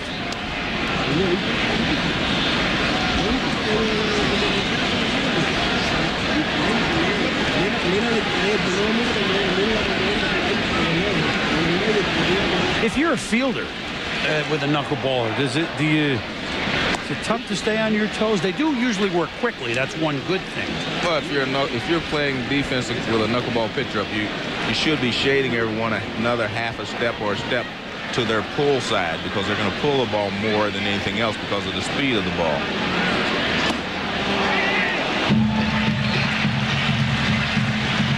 So Posada on board, as we mentioned. Pedro scheduled to go next Wednesday, and we'll be at Fenway as this great rivalry continues. Yanks and Red Sox, 7 Eastern, that's 4 Pacific, 1 in Hawaii.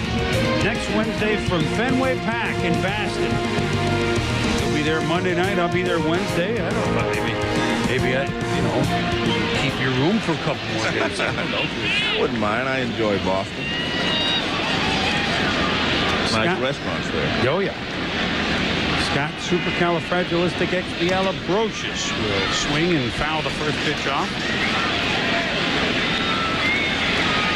See, now Cone's gone, and it can get back to the Yankee Red Sox. Yeah, but I still think he left his mark on this game, because David Cone, he's a character. I mean, he is one of the better pitchers of his generation. And, like Roger Clemens, he's been the #1 guy for a lot of teams. There's a difference between being a #1 starter and being a number 3 or number 4. I think sometimes 1 and 2 are interchangeable, but to be a number 3 starter on a lot of teams, he was the head honcho for the Mets. He was the top dog for the Blue Jays. He's been the top dog here for the Yankees. I mean, that's special. I mean, that takes a special pitcher to do that. Of course, Roger Clemens has done the same thing. That's why I mentioned them both in the same thing. That they both have pitched against the other team's #1. They both have started off in the World Series. They pitched well in the World Series. So, I mean, they're very similar to me, and I have a lot of admiration for both.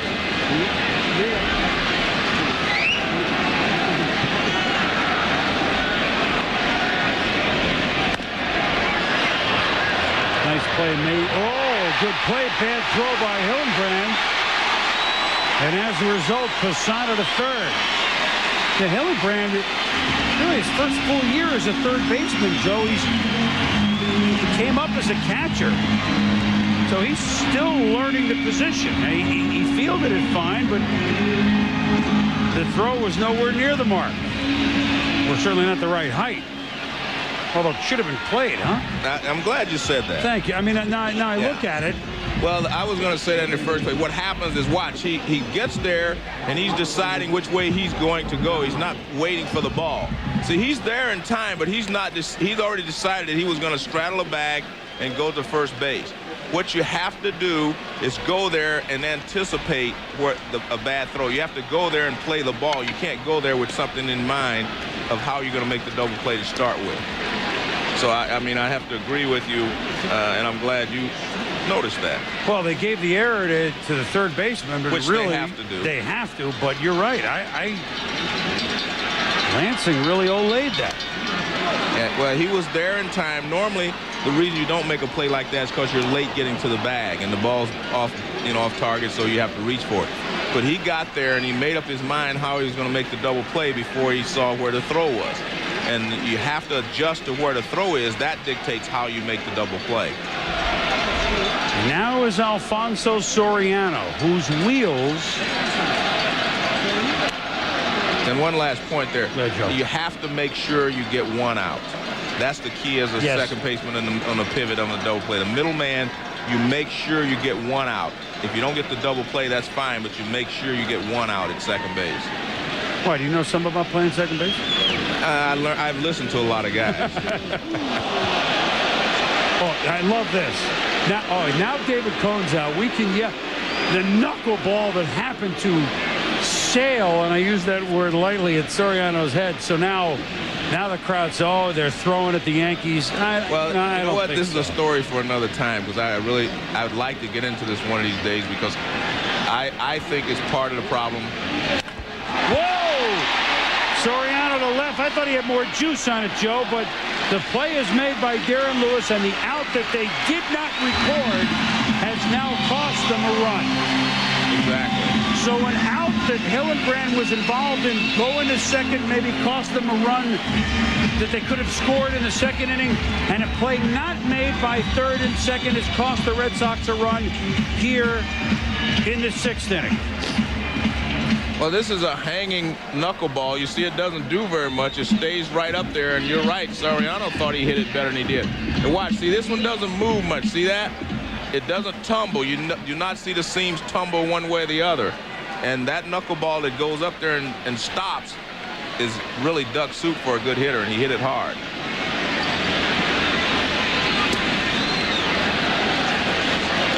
So a 4-1 lead now for the Yankees. Brings up Knobloch looking for his first base hit of the night.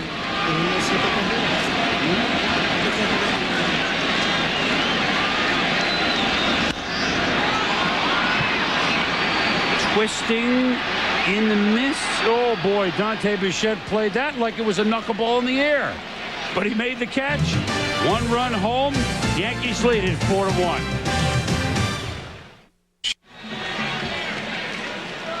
Top of the seventh in Boston. A few fans standing. They're always, even midweek games, there's a few fans. It used to be about a fourth to a third of the crowd at each of the ballparks, Yankee Stadium and at Fenway Park in those days in the 70s, which I'm familiar with. I don't really know how the crowds were in the 20s when Babe Ruth went from the Red Sox to the Yankees, which really started all this. But a few at the seventh inning stretch standing, and why not? They want to get a good view of Manny Ramirez, who has been the most fearsome hitter in baseball.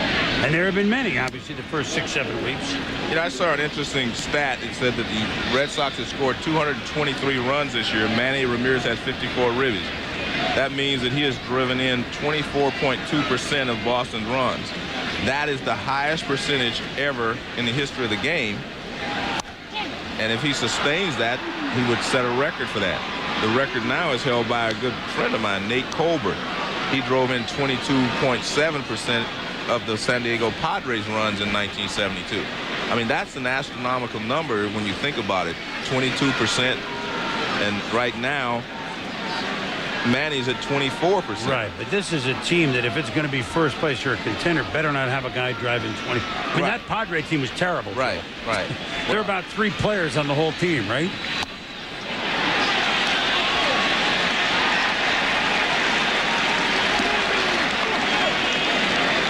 All right, this is Manny's 162nd game, okay?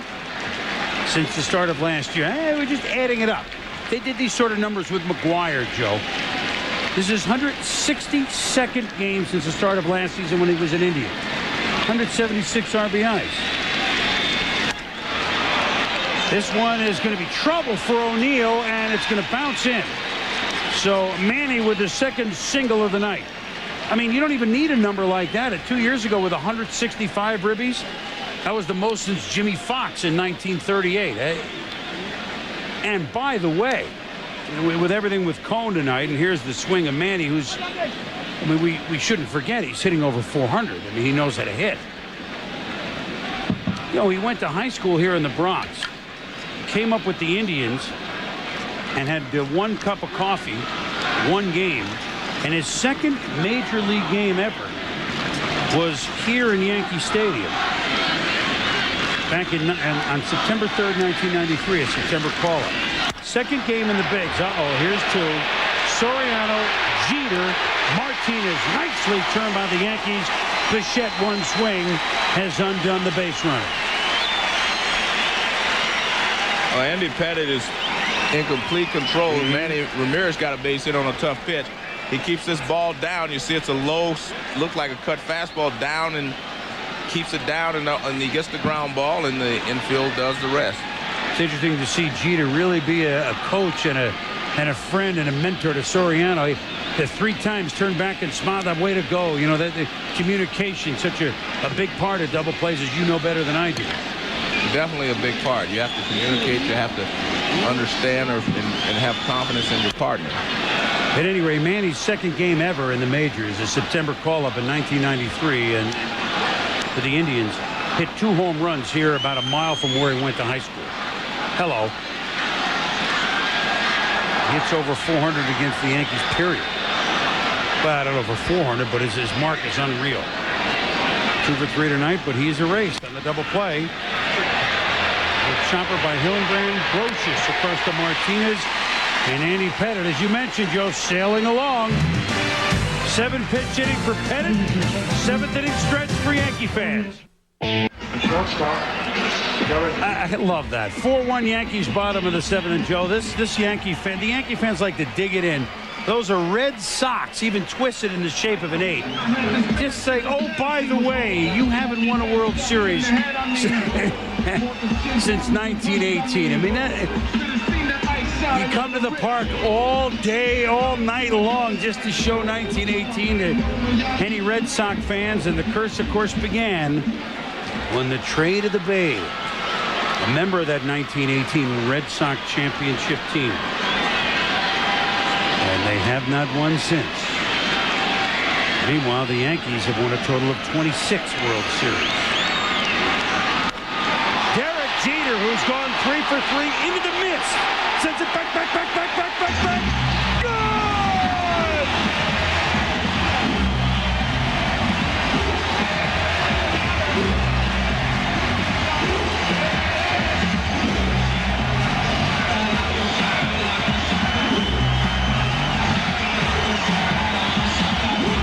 Okay, this is a big series. Derek Jeter's gone 4 for 4, and David Cone doesn't have to feel so bad. He tattooed a knuckleballer for a home run, his 4th. Well, this is that knuckleball that's up, and it doesn't do a lot. And that's kind of the pitch that Soriano didn't hit out, but Derek Jeter hits it out. I saw Derek a week ago in Oakland, and we were talking about, they had been saying he was struggling. This is Paul O'Neill grounding to second on the first pitch. What struggles, right? The media was saying he was struggling, and I said, yeah, you're really struggling, hitting 294. And now, I mean, he's well over 300, and with his 4 night, he's well on his way to another great season. Well, this is the time of the year, too, Joe, that you go 4 for 4, and you can really make a difference in your average. Let's see, tonight he started at 304. What's he at now? 320. If you pick up 16 points a night, he'll get to 1,000 in no time. Well, he may not get there. This is interesting in that Derek Jeter is hitting well, but Bernie Williams is going to hit right-handed against the right-handed pitcher because he figures the right-hander is his strongest side. And so he's going to hit right-handed against the knuckleballer Tim Wakefield. There are a lot of hitters who do that, you know, against knuckleballers. They hit from the right side if they're switch hitters. They seem to have better bat control, he thinks, from that side.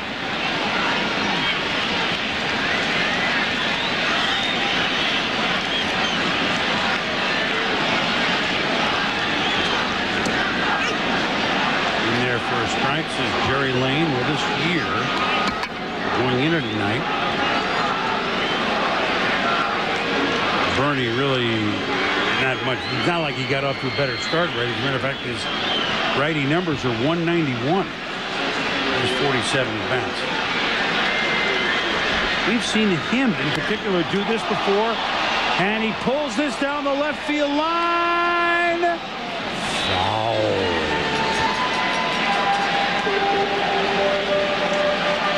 Polito, Pichardo, Rolando Arrojo in the bullpen for Boston. A bullpen that has done a very good job, although for a while there, kind of their closer, Derek Lowe, went AWOL on the mound. Losing his touch really in the 2 series against the Yankees in particular. They seem to have him back, but he's back. He never went anywhere. Derek's never had a 5-hit game. Well, he probably will not have enough. Well, he probably will not get another at bat in this ball game. Well, he would be fine if he didn't have a 5-hit game. That would mean they win. Yeah, they're out of here.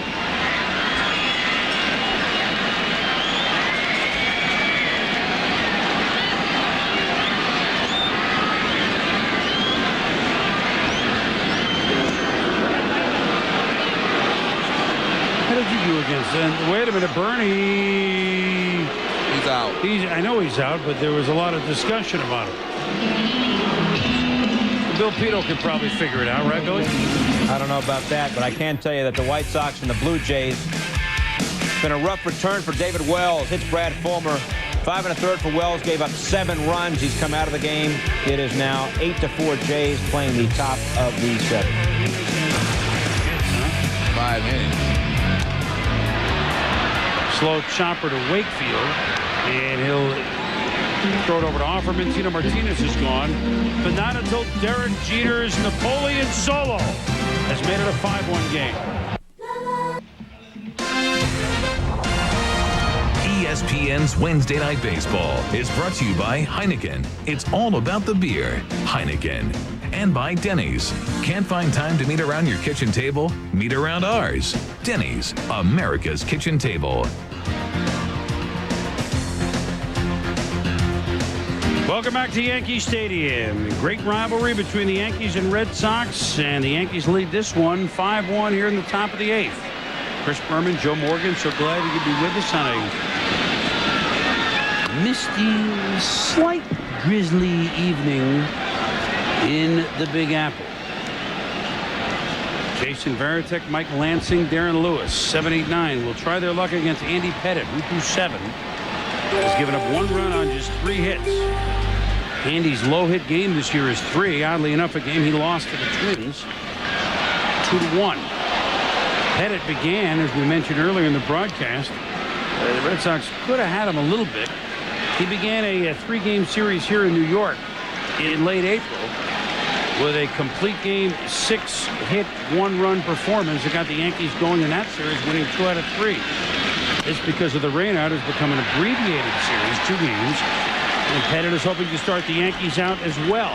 Although Jason Varitek opens up with a base hit here to lead off the 8th inning for Boston. Just the 4th hit off of Pettit. Varitek, Lansing have hits, and Ramirez has 2, and that's been it.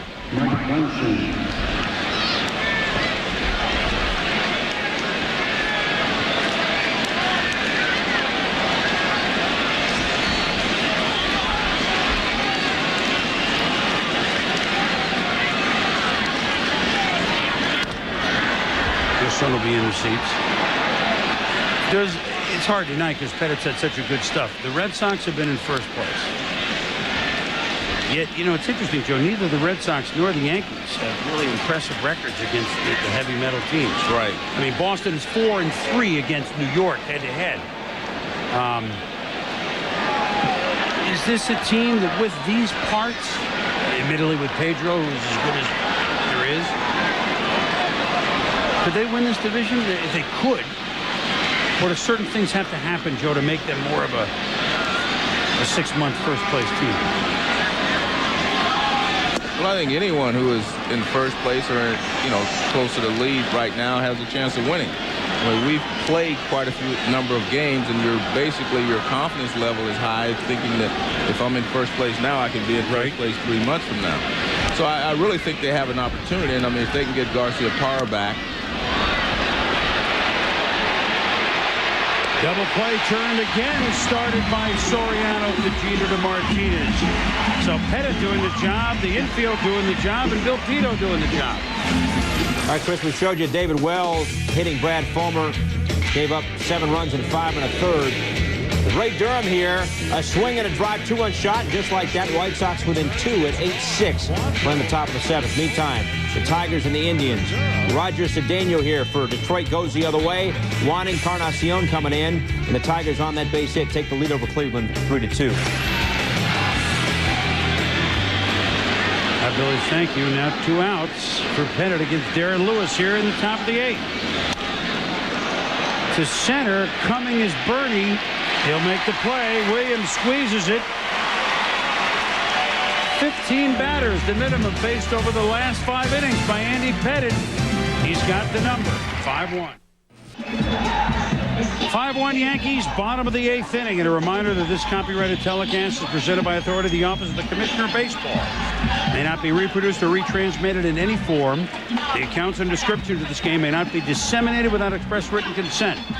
You can log on to MLB.com today to cast your Radio Shack All-Star online ballot and vote for your favorite or most deserving, I'd like to put that in, All-Star. Major League Baseball. Connect with it. And certainly a pitcher that is connected with the teams that he has worked for. And certainly, Joe, I think I say this easily, one of our favorites. Rod Beck, who is new life in Boston.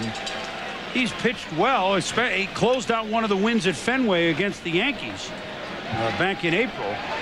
A slim and trim Rod Beck. He looks great. He does. He's lost a lot of weight over the winter. Been a closer for the Giants. Closer for the Cubs.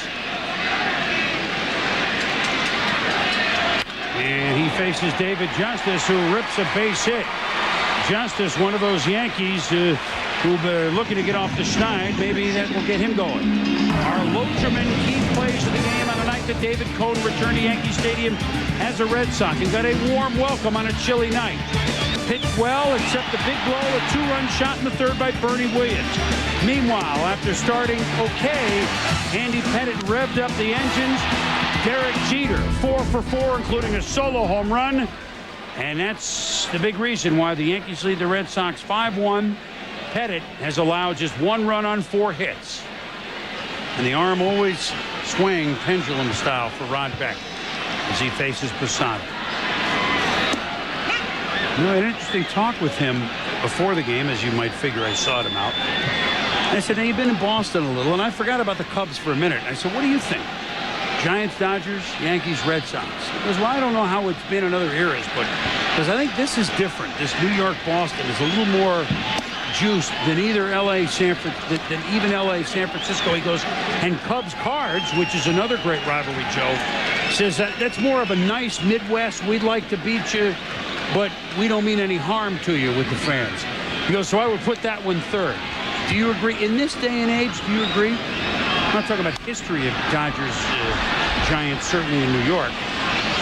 He says Yankees, Red Sox is the more...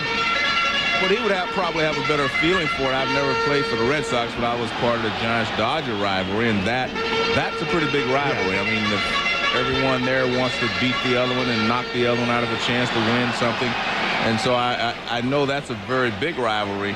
The Boston Yankee rivalry, I mean, I'm sure it's big, but again, I've never been part of that one, so I don't know. I still have to give my nod to the Giants-Dodgers. They really dislike each other. It's interesting that he would be part, and Cubs-Cards is another good one. Right. That he would be part and see all three of them up close and personal. Not many can say that, actually. Certainly when he's come in, there have been some pressure situations in those rivalries. He's seen a few, too, in his 53rd year of baseball, Don Zimmer. Well, he was can part tell you of that about Dodger-Giants as well. Yeah, and a little bit of the Yankees-Red Sox, too, and a little bit of Cubs-Cards. Boy, that Jimmy Moore is thinking down there, isn't he? Or is that Elvis? Zim. He's seen just about everything, hasn't he? Well, he's been around long enough. Yeah.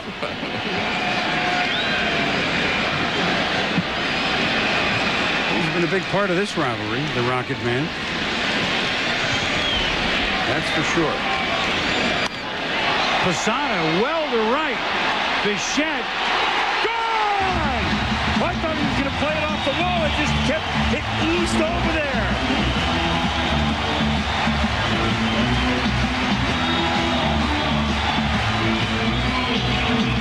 What do they say, Joe? That ball had a little extra giddy up on it. I thought it was going to hit halfway up the wall, didn't you? Yeah, I think that's what David Cohn, again, is what he was talking about, how difficult it is to pitch against the Yankees in this ballpark with all the left-handed hitters to keep them from pulling the ball into those seats. Well, I mean, he goes down and gets out in front of this ball. He didn't think he hit it that well, but he looks up and Bichette is going back, and and it's out of here. It actually hit up on top of the aisle up there. Jeffrey Mayer is here. He would have made the grab, wouldn't he? Well, that got out by about a foot. That's not that long out there. But nevertheless, this one is pretty much over with Posada's 7th home run. And here comes some derogatory Boston chants. Did you hear that, Joe? No. Listen. I don't know what they're saying. Oh, I do. Boston is not particularly good. I think that's what they're saying.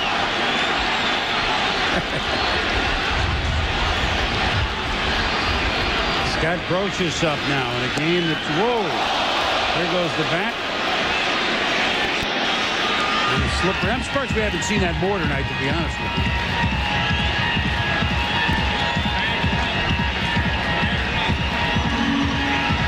Well, he's out in front of a breaking ball, way out front, and threw the barrel of the bat at it.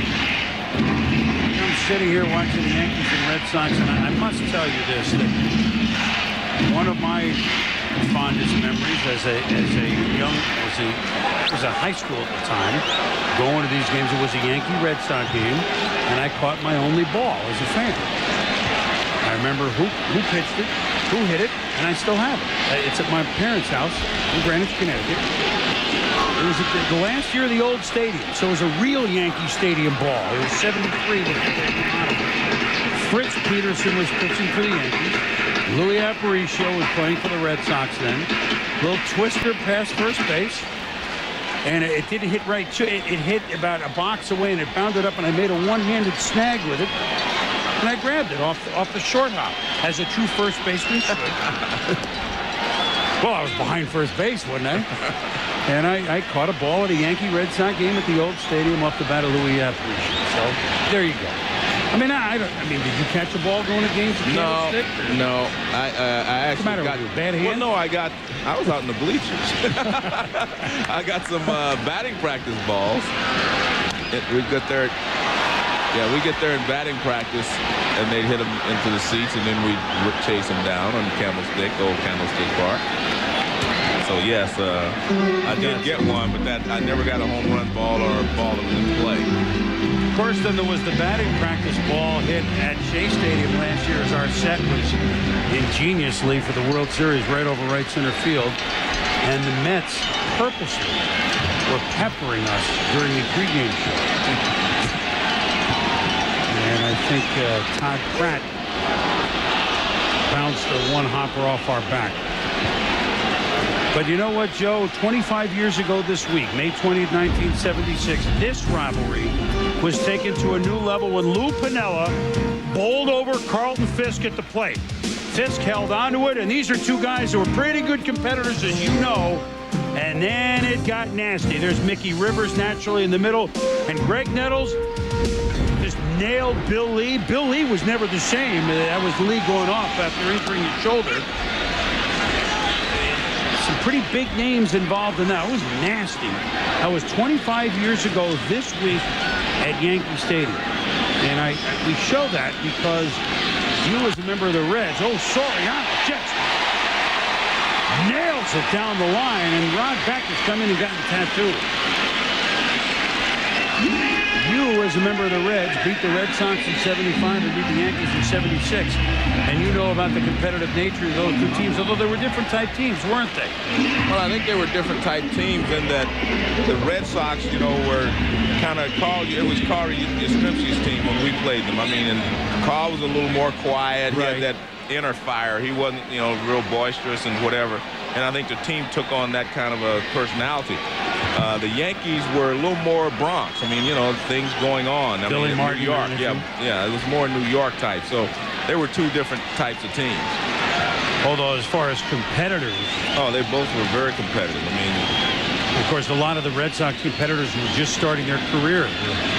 Rice was hurt that series. Freddie Lynn was a rookie that when you played. Right. Fisk was, in the league behind the plate not that long. Cecil Cooper was Dewey Evans.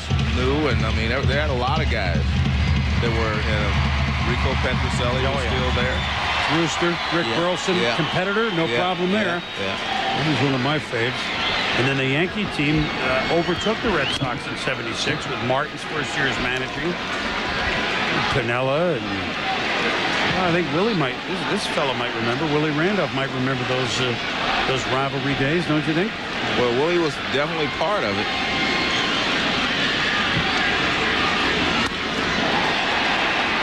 Ball to center, coming on as Everett, makes a nice catch. Soriano back to first, not block out. And here's Jeter. Now, we said he might not have it at bat. He's never had a 5-hit game in his career.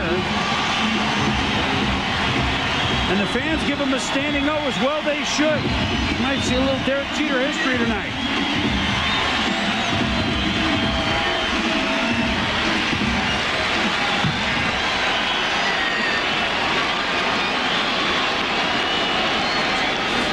Doubled in the first, singled in the third, singled in the fifth, homered in the seventh. Does he go 5 for 5 with a triple in the ninth and cycle it too? Why not?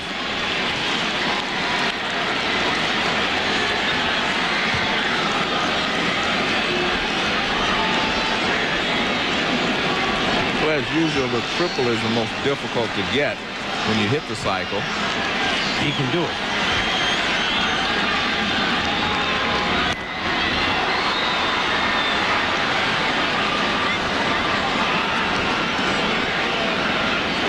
But I tell you, it's not something that most hitters think about. He wants to get another base hit, whether it's a single, double, triple, or home run. That's all he cares about, getting another base hit to get 5 in a game. Last Wednesday here on Wednesday Night Baseball, A-Rod needed only a single to get the cycle. He almost did it. Cycle night here on ESPN, or potential cycle night.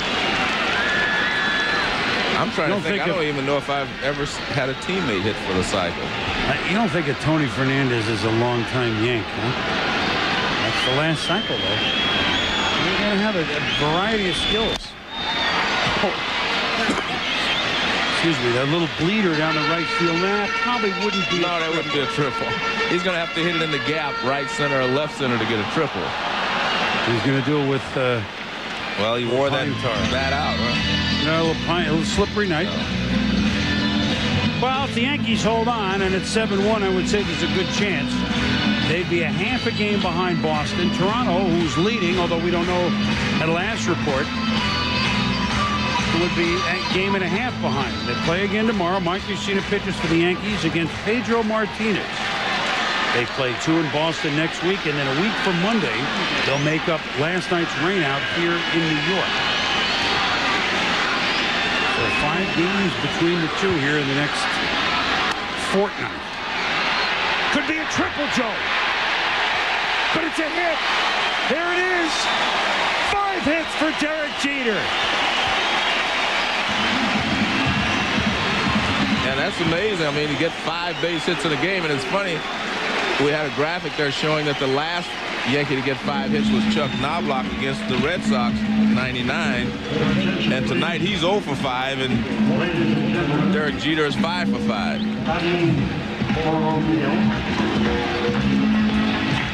Well, congratulations, Derek. He's just so much fun to watch. Hitting them long, hitting them short.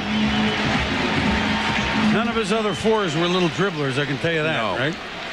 Impressive night. And now, just off the DL, and a guy that could play a role on this team is the left-handed hitting Henry Rodriguez. Expo, Cub. He's got some good pop in the bat. And he's batting for Paul O'Neill.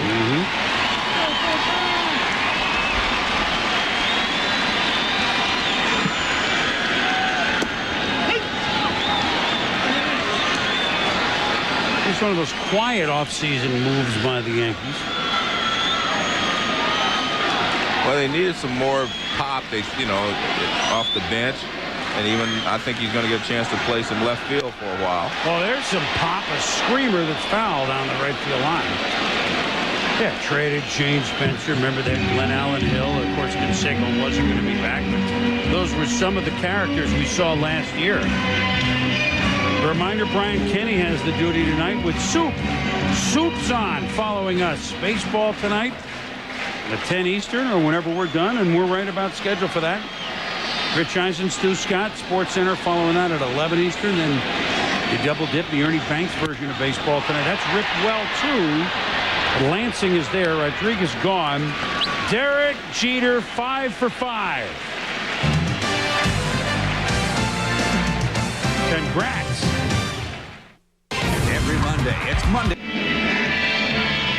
Top of the ninth, and the Yankees trying to close out an impressive 7-1. Well, they lead at 7-1 over the Red Sox.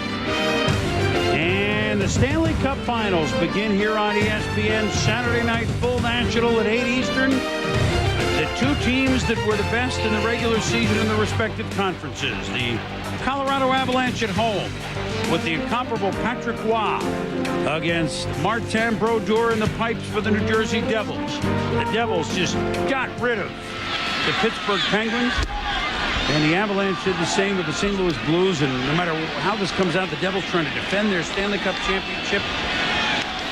And as we watch Jose Offerman, Patrick Roy, just consider it as an athlete, Joe. If he wins, he won a Stanley Cup as a youngster in '86, leading the Canadiens to a Stanley Cup. He's won others in between. And he's trying to win one 15 years later to sustain that level of brilliance 15 years apart. I don't care what sport you play. That says a lot for you. And that's what Roy and the Avalanche are going for. And Ray Bork trying to win his first cup. But, oh, by the way, the Devils trying to win their 3rd since '95. Ron Brodeur, you like net minding? Watch this series. You like pitching? Watch what Andy Pettit's done tonight. He's pitched great. I find it interesting, Joe, that the 2 stars of tonight in the beginning of a big series, albeit now it's a 2-game series in Boston, are 2 youngsters. I still call them youngsters, as we should. Andy Pettitte came to Yankee '95 when they first made the playoffs for the first time in a while. And Derek Jeter became a Yankee in '96. Jeter 5 for 5. Pettitte trying to go the route with a 4-hitter. These guys know nothing but winning as a Yankee. They weren't here in the early '90s when they didn't win, or they didn't come from somewhere else. They know nothing except the Yankees, and you are expected to win. And yet these guys are still in their 20s on a veteran team, yet they play and certainly are performing like the veterans. Well, you're right. I mean, they are veterans now because they've been through, pitching and playing in the 4 World Series. That makes you a veteran. Because nothing no stage is bigger than the World Series. And they have performed beautifully in it. Jeter and Pettit and these Yankees. You wonder if this Yankee run doesn't begin if they do not. Remember the World Series against Atlanta in '96? Pettit won that big 5th game against Smoltz, 1-0 down in Atlanta. That opened the door. Well, David Cone was a big part of those Yankee teams as well. David pitched a very important game down there as well. In that series we're talking about. And that was David's line returning as a Red Sox. Pretty good, but he'll get the loss. And he better than anyone knows what kind of team he's trying to beat, even though the Yankees trail in the standings at this particular juncture to Boston.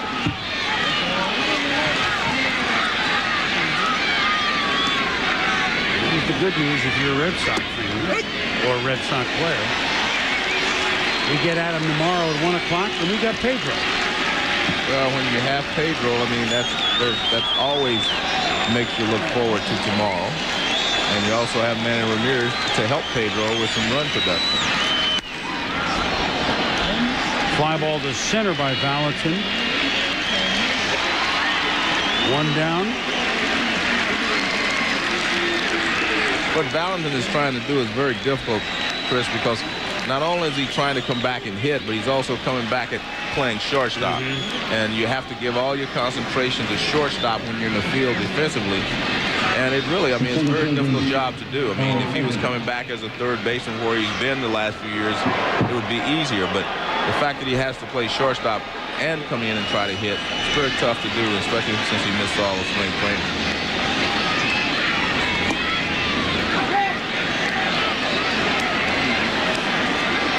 1-0 to Carl Everett, looking for his first hit of the night. Of course, the Red Sox only have 4 off Andy Pettit. 7-11-0 for the Yankees. 1-4-1 for the Red Sox.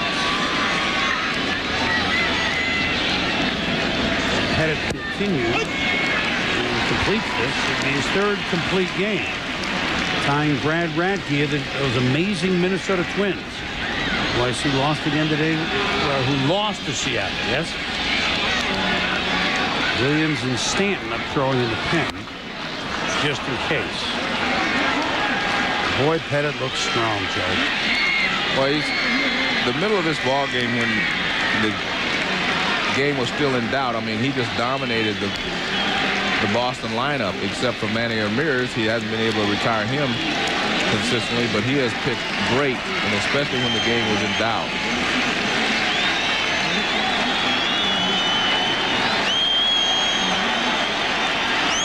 On a misty, cool, rainy night between first and second place team who are longtime rivals. Andy Pettit and Derek Jeter have stood the tallest. 44,108 the announced attendance. Not sure all of them came. Impressive nevertheless. It was a pretty good crowd considering the elements. Tuesday night. School still in. This feels like October baseball to me, Joe. Well, I tell you what, at the beginning of the ball game, it had that atmosphere, the fact that David Cone was back, and he's been a big pitcher in postseason play, and Andy Pettit, of course, big pitcher in postseason play, so it did have that feel at the beginning of the ball game. Everett, and this could be in the gap. It is. That's Robert Perez, who is going in to play right field for O'Neill. Remember, Rodriguez pinch hit, and the youngster Robert Perez is the right fielder. And now just for perhaps a calling card, 2 on for Manny Ramirez. We might as well see if the phone works anyway. Manny this year against the Yankees, he had 2 for 3, is 16 for 33, Joe, against the Yankees, almost 500. Oh, by the way, for the season, he's hitting .411.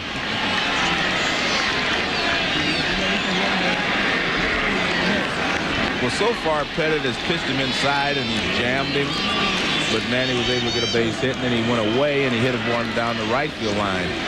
I look for Manny to try to get something that he can turn on this time. Pettit only 106 pitches, so that's really not a problem. The problem, if you call it that, with a 7-1 lead, Offerman's at third, Everett's at first.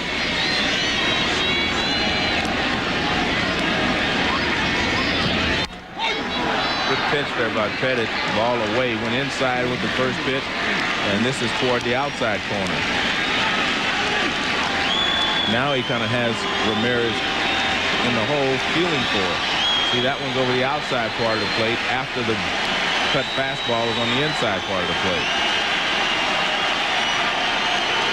You know what? They stay into it here, don't they? It's fun to come here and do a game, watch a game. Everybody here is here because they're into what's going on in the field.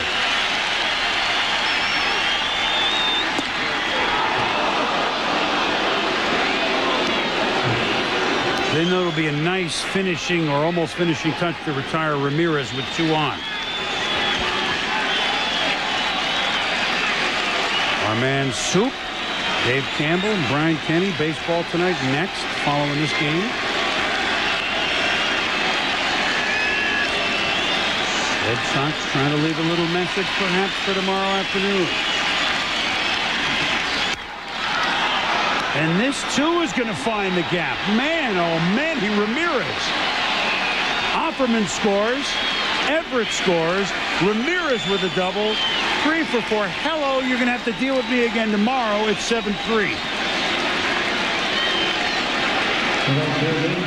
Well, that's the reason that he does drive in a lot of runs, and he's also the reason he's hitting 400. I mean, he doesn't try to do anything special with the ball. He gets behind the count, he fights off a good pitch, and then he gets a pitch that he can handle, and he drives it into right center field for 2 more RBIs. Now the call is gone, I assume, for Stanton, and the fans who gave David Cohn a nice round of applause now give their own a bigger one.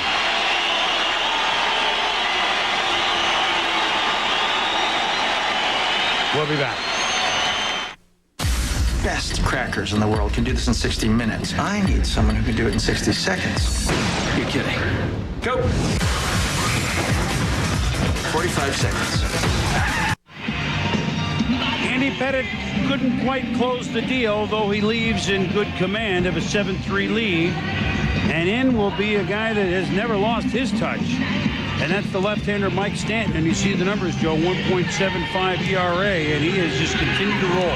But 26 strikeouts in 25 2/3 tells you that he's throwing the ball well. He's always had a good fastball. Now he has a changeup to go with his slider. You know, Mike Stanton from 91 on, Joe, has played for 4 different teams, all right? So it's not like he stayed one place. Atlanta, Boston, actually, for a year, Texas, and now the Yankees. Do you know that he's been in the postseason every year since 91? Every year. Every year. And like I said, he's been in the postseason every year. He's been in the bigs as well. Andy Pettit. But, I mean, that's amazing. Every year since 91, Braves, 91, 92, 93, Striker, 94, Red Sox, 95, Texas, 96, then Yankees from then on.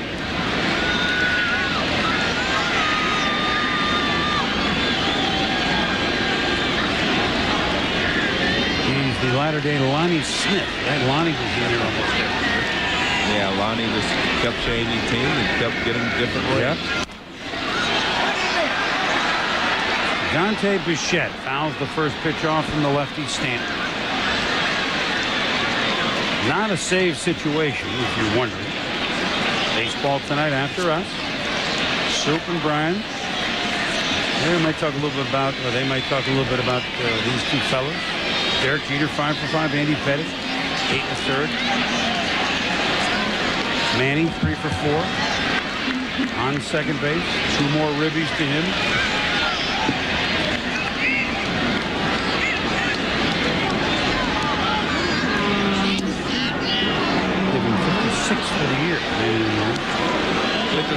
because most of the people that have chased 400 have been left-handed hitters. You know, George Brett, Rod Carew, Todd Helton, you know, most of them have been left-handed hitters. It's interesting that, Tony Gwynn, it's interesting that Manny Ramirez obviously is the first of the right-handers to stay in that area for a long time. How close was Kirby?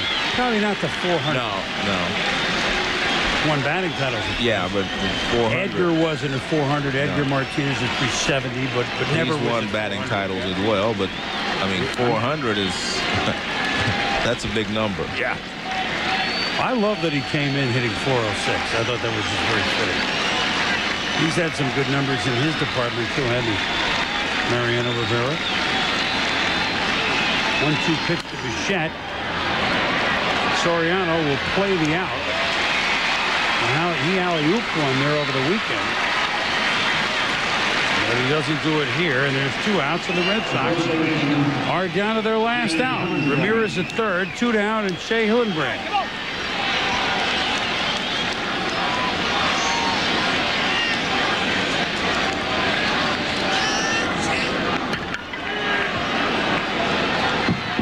For 3 tonight for the young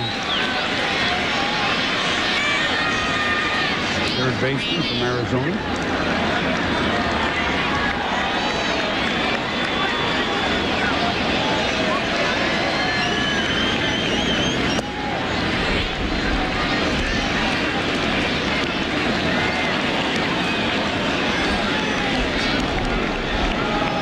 Yankee bullpen potentially, Joe, an area of some question, not big question, with Rivera as the closer and Stanton being marvelous.